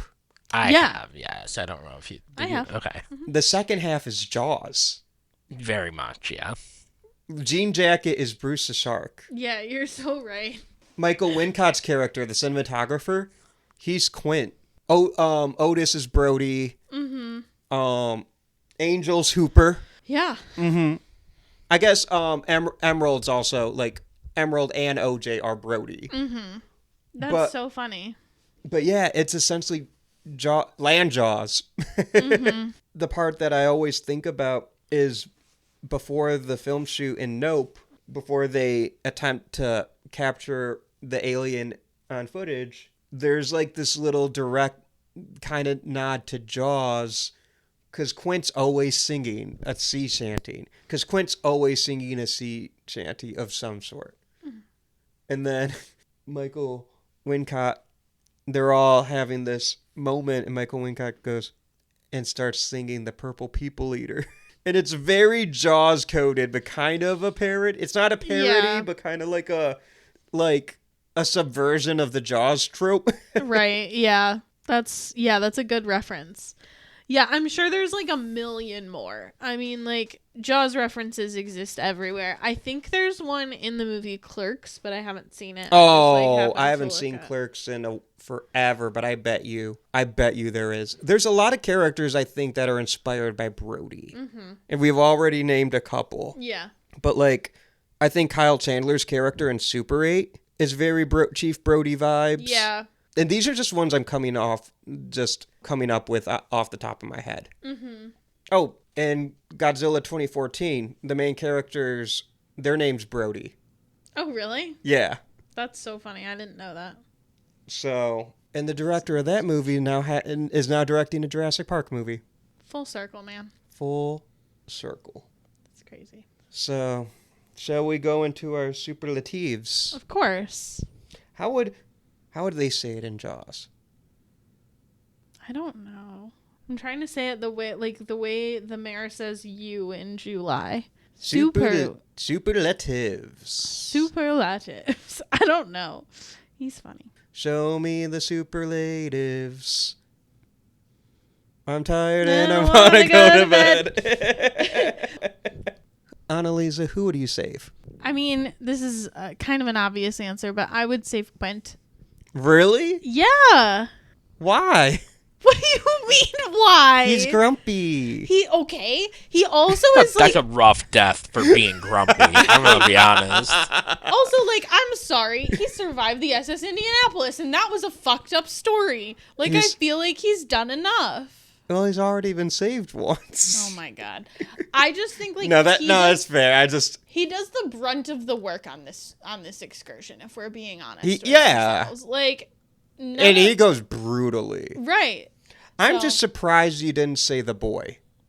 That's fair. I don't really know him that well, so Alex Kintner, your fingers are pruning. maybe she should have taken him home when his fingers got pruny. That's all I'm saying.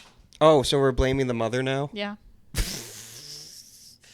I'm surprised that you didn't pick the kid. All right, Austin. Who would you save? Pippet. I knew you were going to say that too. That's fair. Yeah. Pippet. So you're not saving Alex either? Alex Pruny Fingers? Especially not when you put it like that.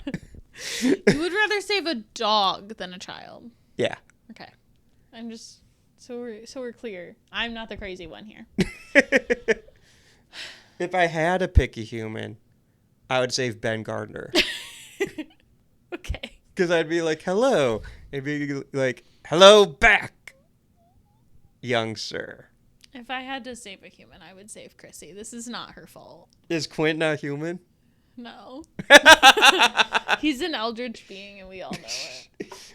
I love that. So, what is your favorite scare? This, again, feels like a pretty obvious one, but it's Ben Gardner's boat. Hooper goes down, scuba-ing into kind of the bottom of the ocean, or not the bottom of the ocean, that's dramatic, but like near Ben Gardner's boat, which they find, and finds a hole in it with a giant shark tooth the size of a shot glass. Yep. And then unfortunately drops it because he also gets jump scared with the floating dead bobbing body of Ben Gardner. Yep. It's pretty gnarly. It is one of the greatest scares of all time. You watch like top 10 scariest movie type shows, this scene's always up there. Or like the best jump scare of all time shows. This jump scare's always up there. It is a masterclass in jump scares. Mm-hmm. Jeremy, you have a story. Yeah, so like again, this was my first watch. Mm-hmm. And I don't jump scare like easy, generally speaking. It takes, because especially as like, and this I feel like Anneliese and I say this all like multiple times on this podcast at this point, but as an English teacher and somebody who can kind of see the beats of what's happening, a lot of times jump scares don't get me because I just kind of know that they're on the horizon. Like, all right, this is setting up for this. This one got me worse than almost any jump scare I've seen recently. And the main reason for it is you kind of start to see the shadow of his body kind of come into frame. And as that's happening, in my head, I was like, oh, it's going to be like a shark or a fish. Yeah. I just wasn't expecting body. It wasn't on my bingo card. And when he came into frame, I reached over and grabbed Anneliese and went, oh my God, and jumped a mile. Yeah. That is awesome. I love that. I got a story with this scare.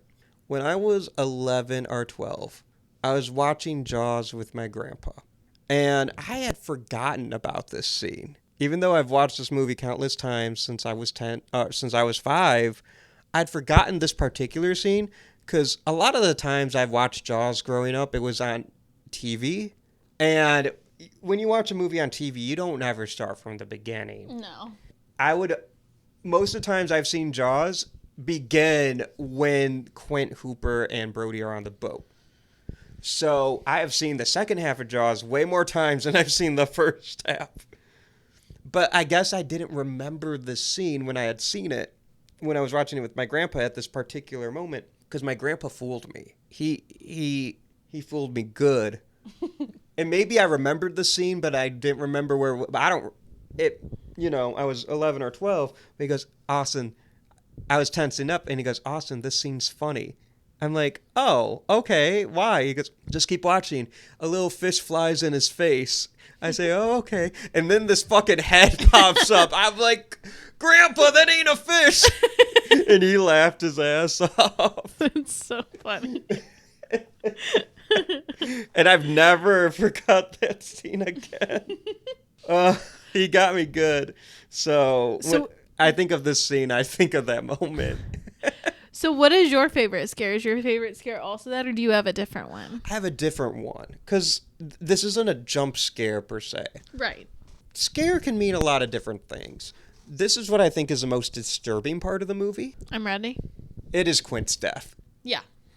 Just how brutal and nasty it is, and Robert Shaw screaming, and it's agonizing.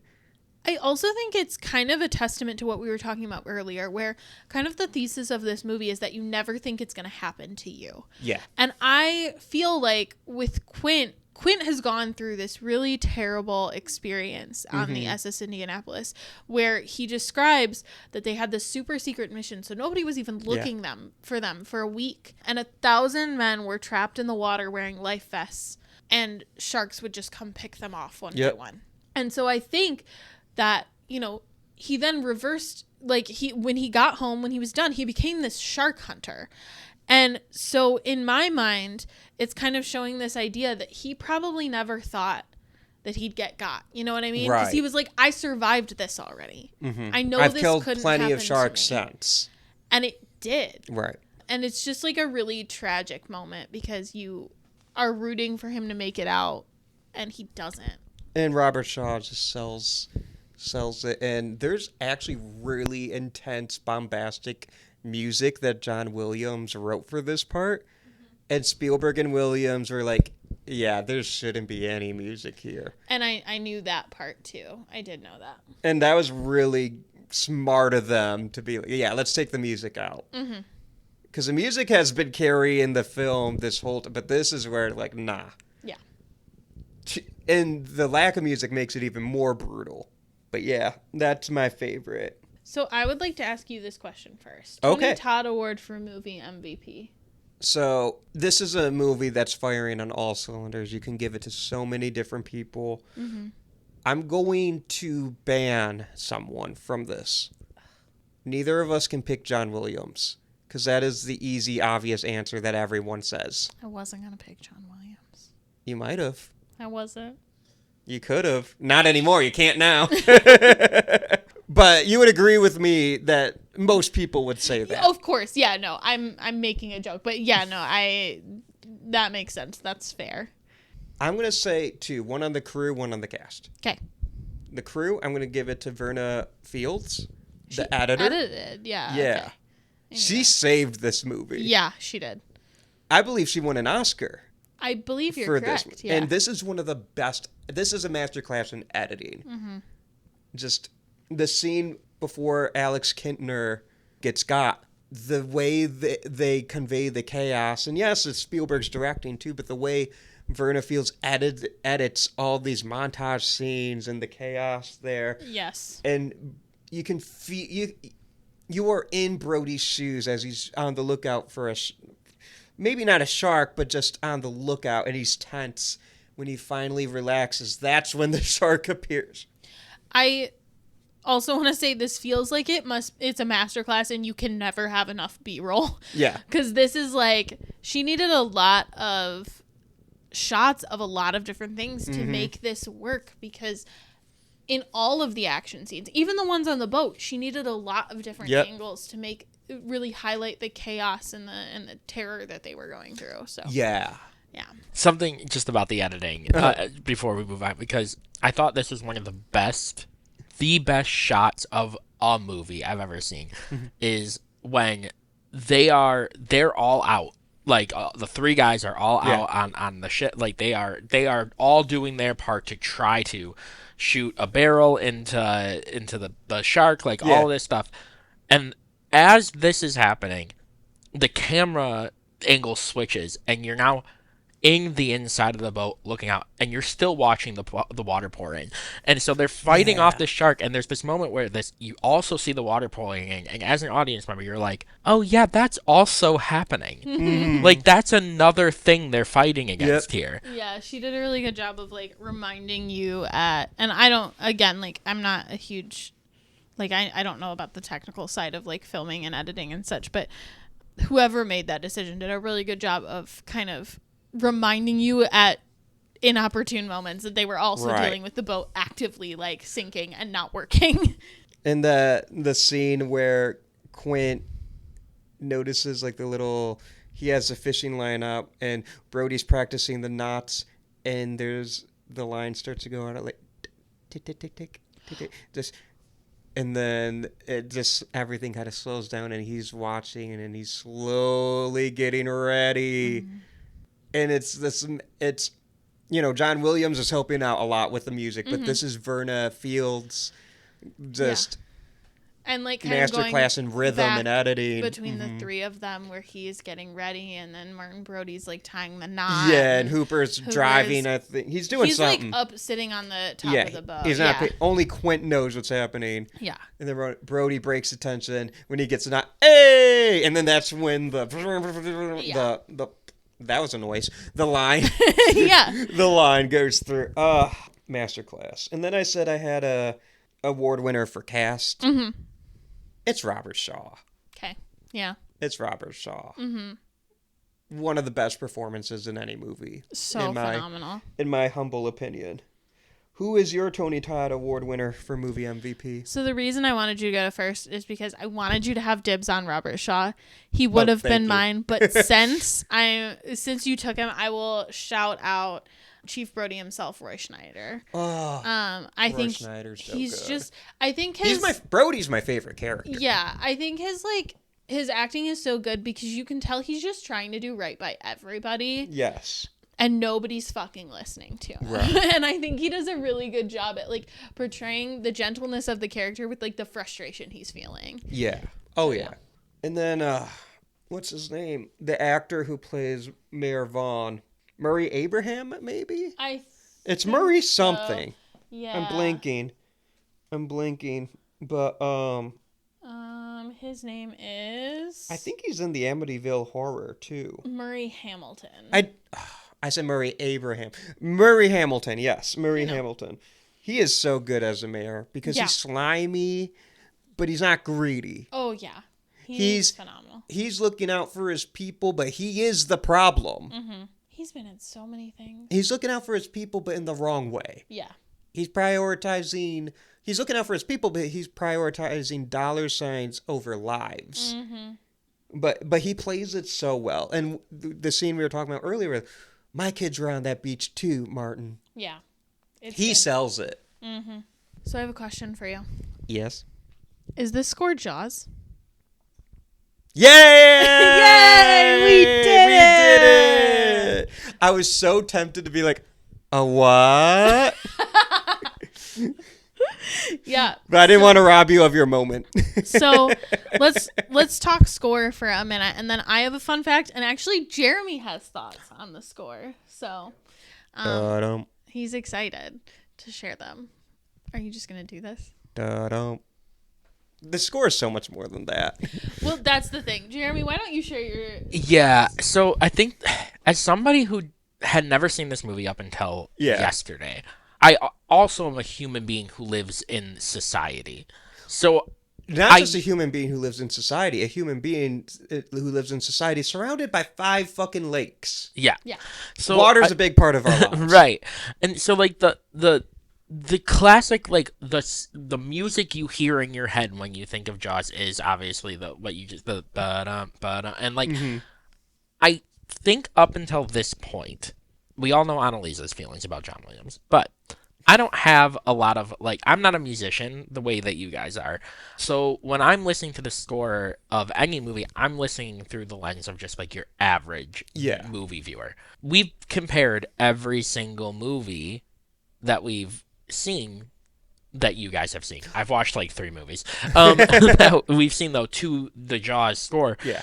And up until this point, I've been afraid to say that I don't get why. Okay, and I do want to preface this by the fact that like a few months ago you asked me this question. I did. Because you were like, I don't really get, and he was like, I know you have like feelings about John Williams and whatnot, but like I don't really get why we compare everything to Jaws, because Jaws is 2 notes. Yeah, that was exactly what I said. I said it's only 2 notes.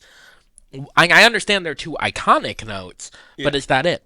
Fast forward to yesterday, I see this movie for the first time, and I told Annalise as soon as we finished, I said, it's really a shame that those are the 2 notes that people think of when they think of this score, because the score is so much more. Yeah.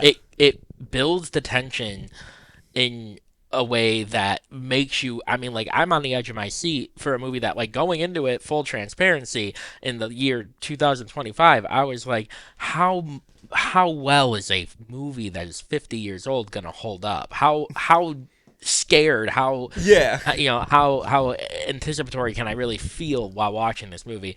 And the music does a unbelievable job of getting there, and it's more than just those 2 notes. And I think that was my biggest part, like the biggest realization for me. It's like, oh, that's why we compare these movies to Jaws. Yeah. And I believe the only one we said is better than Jaws is Psycho. Yeah. And that's, which is a really interesting one, because now that I'm thinking about it, Psycho is also just kind of known for like one motif. Yeah.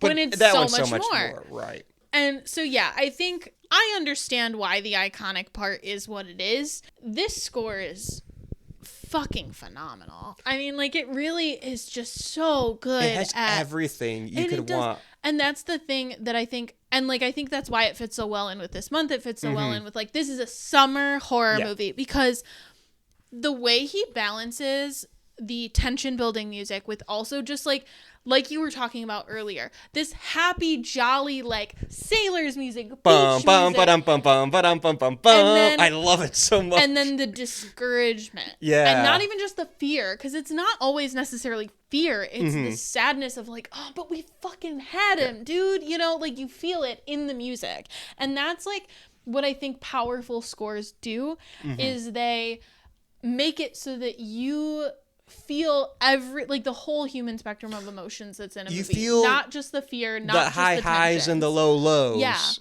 of their quest. And as we said, like, it's also knowing when there doesn't need to be music. Yeah. Like with Quint's death.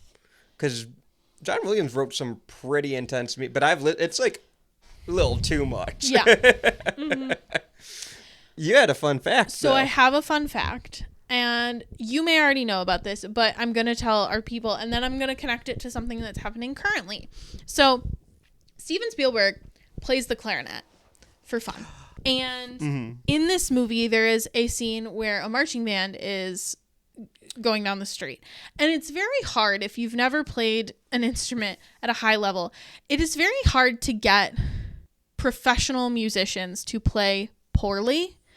But that's what John Williams needed for this marching band. It's a high school marching band. It is not very big. So we needed somebody who just wasn't a professional musician, but was still like okay, like good at an instrument, could play a tune. Like, he's not trying to make it sound like terrible, just like a high school band. And so he had Steven Spielberg play like the marching band, like part of the marching band parts. And I just thought that was so fun, such a fun fact. And then later he wrote a third clarinet piece for 1941, which is a movie that they collaborated on later. Yeah, late 70s. Yes. And something that I think is really fun, because this is something that has happened recently. I don't know if you saw this. I did see this part, yeah. Yeah. So Jurassic Park, or Jurassic World. Rebirth, thank you. Comes out 2 days from now as we record this. And it stars Jonathan Bailey, who is pretty well known for like Wicked and Bridgerton at this point. He plays Fiyero. Yes, he plays Fiyero. And he's also in Bridgerton as one of the Bridgertons. And he stars in this movie, and he also plays clarinet, and he got to play his own theme on the Jurassic World score for this movie. I love when stuff like this happens. I think is so cool. And there's a video of it online, and it's so cute because you can see him get all excited. And then he does really, really wonderfully. He does an amazing job. And then he gets done, and he's just got like this glow on his face. And I love when, like, as somebody who, music is near and dear to my heart, but it is not the, like, career that I pursued. Same. I love when people who are like really passionate about music and love music get to do music even though it's not their job. I've been seeing a little bit more and more of this. I do have to admit, I did not know Steven Spielberg played clarinet on the score for Jaws. I did not know that. That's new information. It's not any of like the main... To the Jaws expert. It's not supposedly Jaws expert. It's not any of the main themes. It's just like when the marching band is playing. I didn't know that. But yeah. I knew he played clarinet. I knew he was an Eagle Scout. Yeah. There's a picture. This is not really for any of you guys. I'm sorry. This is a picture. This is mostly for Austin. But there's a picture of him playing a clarinet on the Jaws set on my mom's Facebook. Oh, that's awesome. So if you want to go look at that, maybe I'll find it and I'll try to like post it on my social media so you guys can see it. But yeah. Oh my goodness, the film Companion, which came out earlier this year, they had Sophie Thatcher, who's also a musician. She hums the main theme for the score. I did know that, yeah. And Sophie Thatcher, again, she sang a cover of Knocking on Heaven's Door for the credits of Heretic. I guess that's a bit more common, letting actors who are musically inclined. Because I know Haley Steinfeld sang a song for Sinners.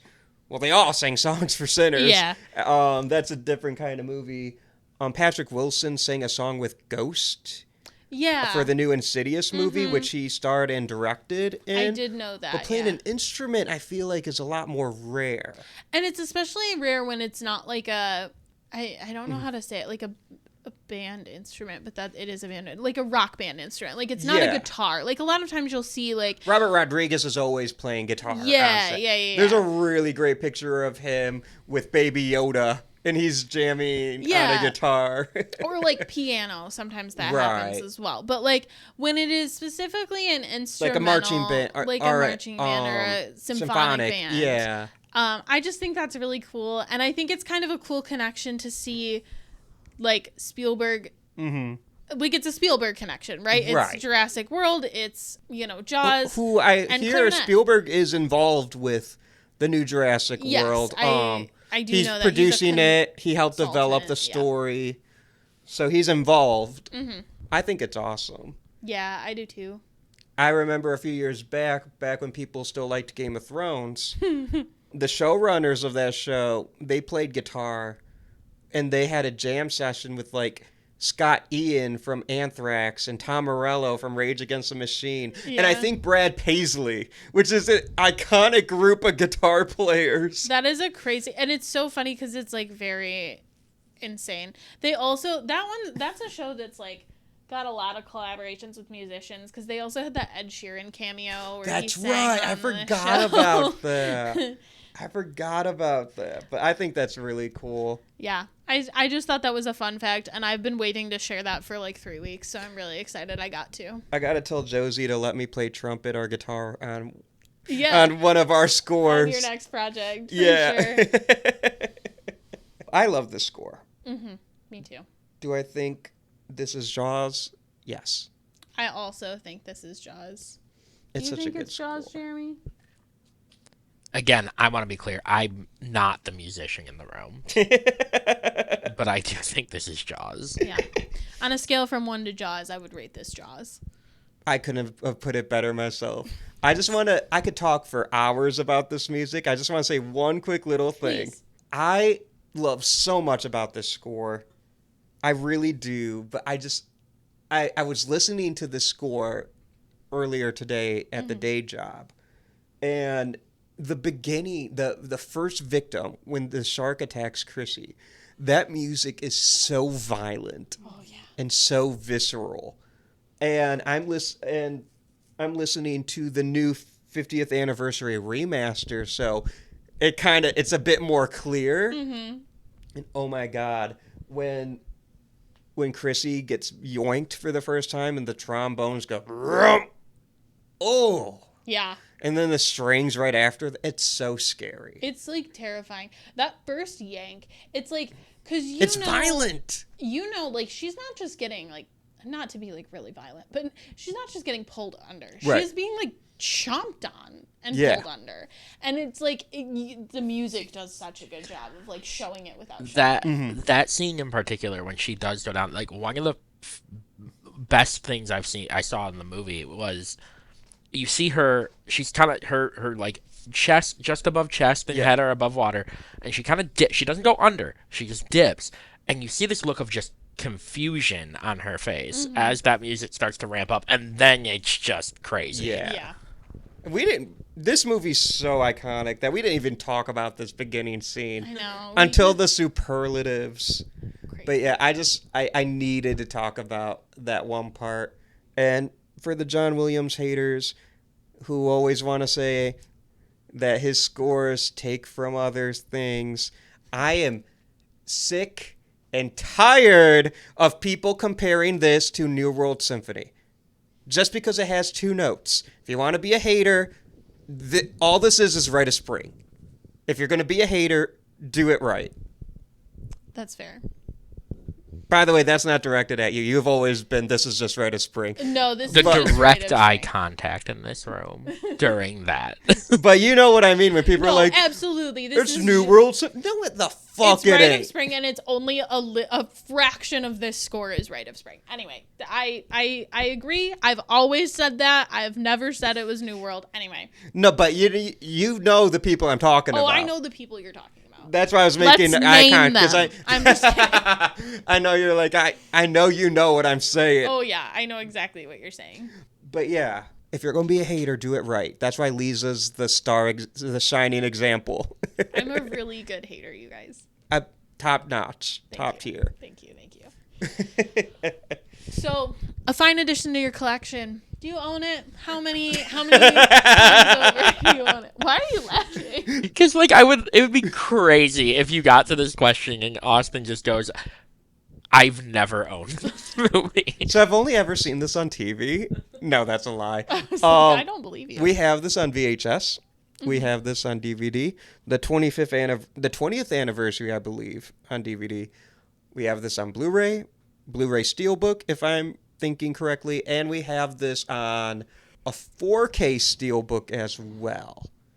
I also have Jaws 2 on VHS, DVD, and 4K. I don't think I own Jaws 3, but I think I own Jaws Revenge on DVD. That's crazy. But I have the infamous book, The Jaws Log. Mm-hmm. I don't own the book, though, Jaws. But I got this really cool 50th anniversary edition of the book for one of my best friends, Doug, for Christmas recently. I got him that book. I didn't get one for myself because they only had the one copy and I was Christmas shopping. Right. I don't think I have the score on vinyl yet, but I have it on CD. Nice. I have a lot of Jaws shit. Mm-hmm. Oh, and I have the 22 IMAX re-release of the poster. Nice. The one we saw. Yeah. We didn't see it in IMAX, but we saw it in 3D. We saw it in 3D, yeah. Yeah, so I have that. I have a lot, and then I have like some Funko Pops. I have the Lego set. God damn.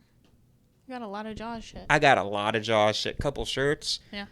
Which I'm not wearing right now. Which is really interesting because usually you're wearing what we're talking about. Is your phone background still Jaws? It is, actually, yeah. Let me pull it. There she is. There she blows. Show me the way to go. But yeah, so I have a bunch of Jaws shit. I'm saving my Jaws shit for the 4th of July. Yep. How about you?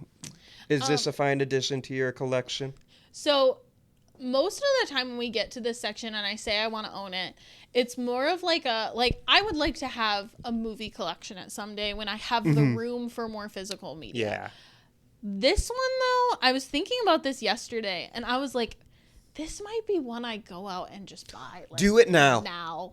Do it now because they have the 50th anniversary. Yeah, I was thinking about... And it comes with the new National Geographic documentary. Oh, really? That's going to premiere in a week or two, July 10th, I think. Do you have to like buy that from like the website or can you buy it in stores? You can buy it at like Amazon, Walmart, I was gonna say, Target. Target down the road. I was thinking about looking tomorrow when we go to the mall to see if FYE has it. Oh, you could definitely buy it online from any retailer too. If they don't have it, then I'll just buy it online. But the only reason why I'm not kind of doing it is because I have it on all the things. Yeah, you have it on everything. But I kind of want the 50th anniversary too. Well, that's like I think that might be one that I go to get. This like, one, this if you're gonna go out of it, do it now. Yeah. Mm-hmm. So that is my thought. I do think I will update you guys if I do actually end up owning this one. But it won't be next week because we are recording that episode today. Yes. All right. What is your Letterboxd review? I gave this 5 stars and a heart, and I said that this is the movie that taught us that scariest thing in the ocean might be the mare. Still a masterclass in suspense. So, according to Letterboxd, I reviewed this film 9 times, and I logged it 11 times. Great. Let me see which review. So, my latest review is 5 stars and a heart. Surprising, I know. It's always what you doing, or WID, and never... When we get them silly bastards down in that rock pile, it'll be some fun. They'll wish their fathers had never met their mothers when they start taking their bottoms out and slamming into them rocks, boy. Anyways, happy 50th, Jaws. That's very good. That was from the last time I watched it. I have a bunch of reviews.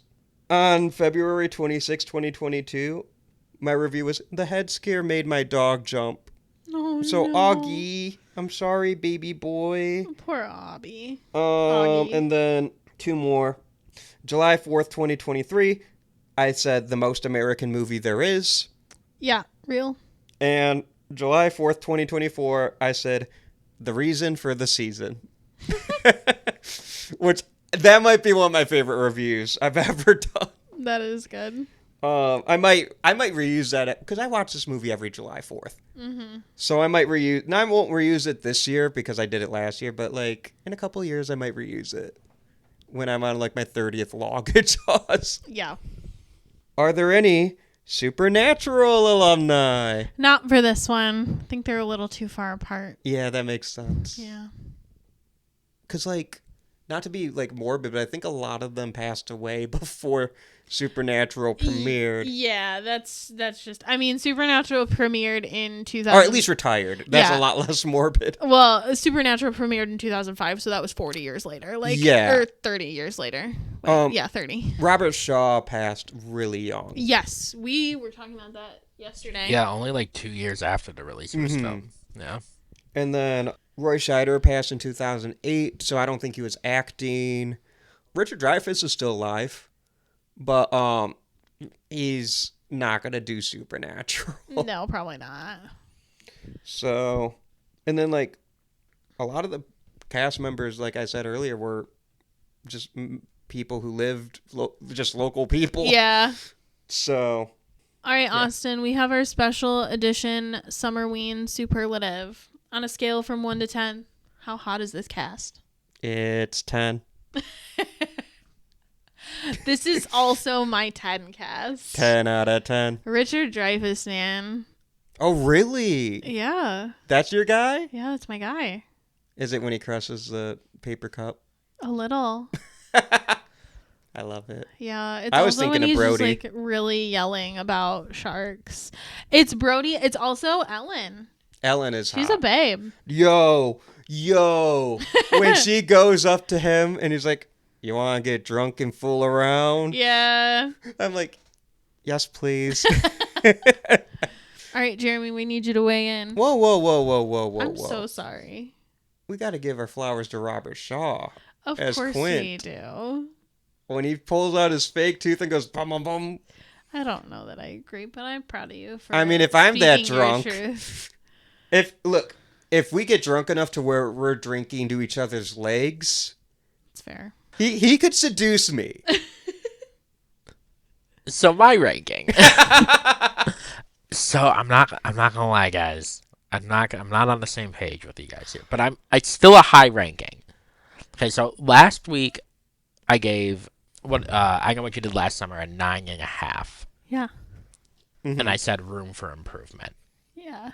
This is not that improvement. Oh. I give this one a 9, and here's the thing: off basic, just physical appearance alone, it's probably lower than that. But I agree. But here's the deal. I gotta side with Austin here. Robert Shaw brings it up to a 9 for me. Robert Shaw is That's the one Robert who's Shaw- bringing that's it a up man. to He brings it up to a 9. I mean, I trust this man with anything. He's just so nonchalant all the time. He can serenade you. He can say he can drink to your leg. He can drink to your leg. Hey, Listen, let's when- drink to our legs. When he's celebrating your demise, I don't think you're going to be feeling the same way. That's all I'm saying. I ain't gonna marry him. That's fair. I just need him to show me the way home. No, I'm he tired brings and it I'm he brings going it up to a to 9. He brings it up to a 9 for me, and I do like Richard Dreyfuss. He's got a good beard. Yeah. He does have a great beard. Yeah. I personally think he's hotter in Close Encounters. But then again, his character's not as hot. He looks hotter in Personality-wise. Close Encounters, but personality-wise, Hooper is hotter. It's just like, it's the like college educated, but like willing to get his hands dirty. Right. And like wearing the like crew neck. I'm a sucker for like a man in a crew neck, you know? What about that sweater that Robert Shaw's wearing? Yeah. That's fair. Yeah. It's acceptable. But then that tight black shirt that Chief Brody's wearing Yeah. later in the movie. Mm-hmm. And then when he goes, smile, you son of a bitch. Yeah. I'd be smiling. Okay. So, Anneliese, would you die? No. And here's why. If someone was like, hey, you should stay out of the water, and they put up signs that said, hey, you should stay out of the water, and then immediately took those signs down, I would still be like, But also, here's the second reason. I am from Michigan. I am a Great Lakes girly. Mm-hmm. I will be freshwater, no sharks, my whole life. I do not think you will catch me in the ocean, at least not far enough out in the ocean for there to be swimmable waters for sharks. I love my lakes, and that's where I will stay. What about you, Austin? Would you die? I would not. Why? I don't like water. I did not know this about you. I don't like swimming. This is news. And as we saw with Brody, if you don't like water, regardless of what you do, you live. It's true. It's true. I am Chief Brody. Yeah. And I've always said that. Yeah. I'm basically the next coming of Chief Brody. So. Yeah. We did it. That's Jaws, baby. Only 2.5 hours. Holy shit. And I don't even know how much of this you're going to edit out because we talked a lot about some good shit. I'm not going to edit any of it, actually. I ain't got time for that. He saw us hit the 2-hour mark and he was like, post. Yep. And we didn't even talk about one of my favorite parts. Which is? The town meeting.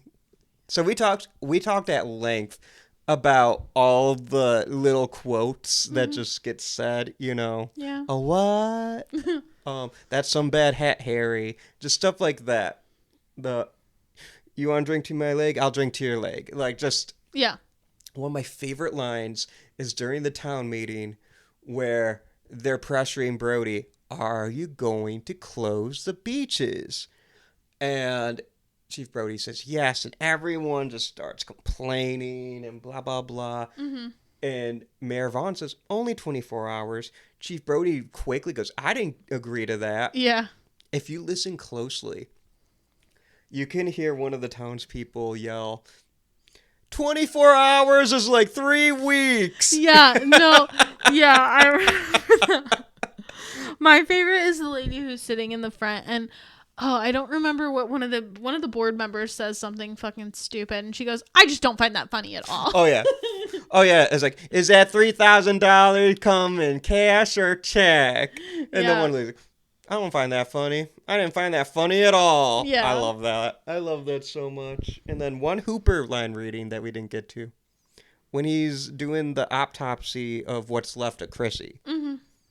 He's like, can't believe what he's looking at. He's getting sick. Yeah.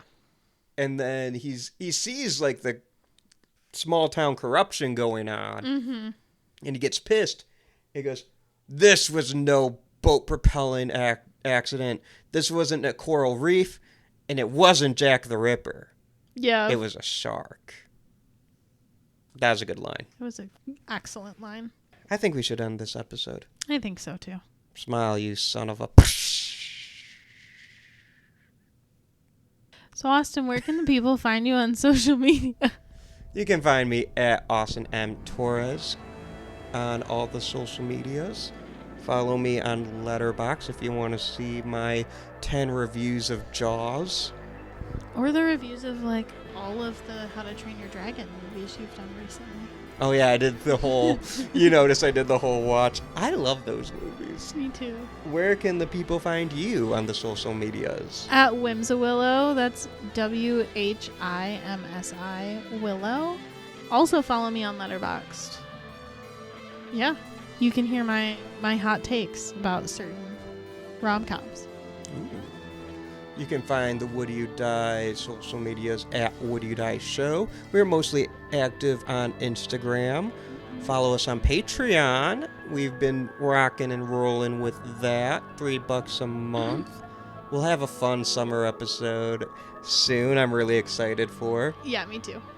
But yeah, those are our social medias. Our producer is the iconic Jeremy Lippitt. The music you hear at the beginning and ending of each episode is composed by the spectacular Josie Palmer. The graphics that we post every week for these episodes are done by the amazing Alec Gibson of Crosshook Creative. Next week, we are covering a horror movie that is every horror movie. True. Tequila is my lady! I'm Austin Torres. And I'm Anneliese Petersmark. Try not to die.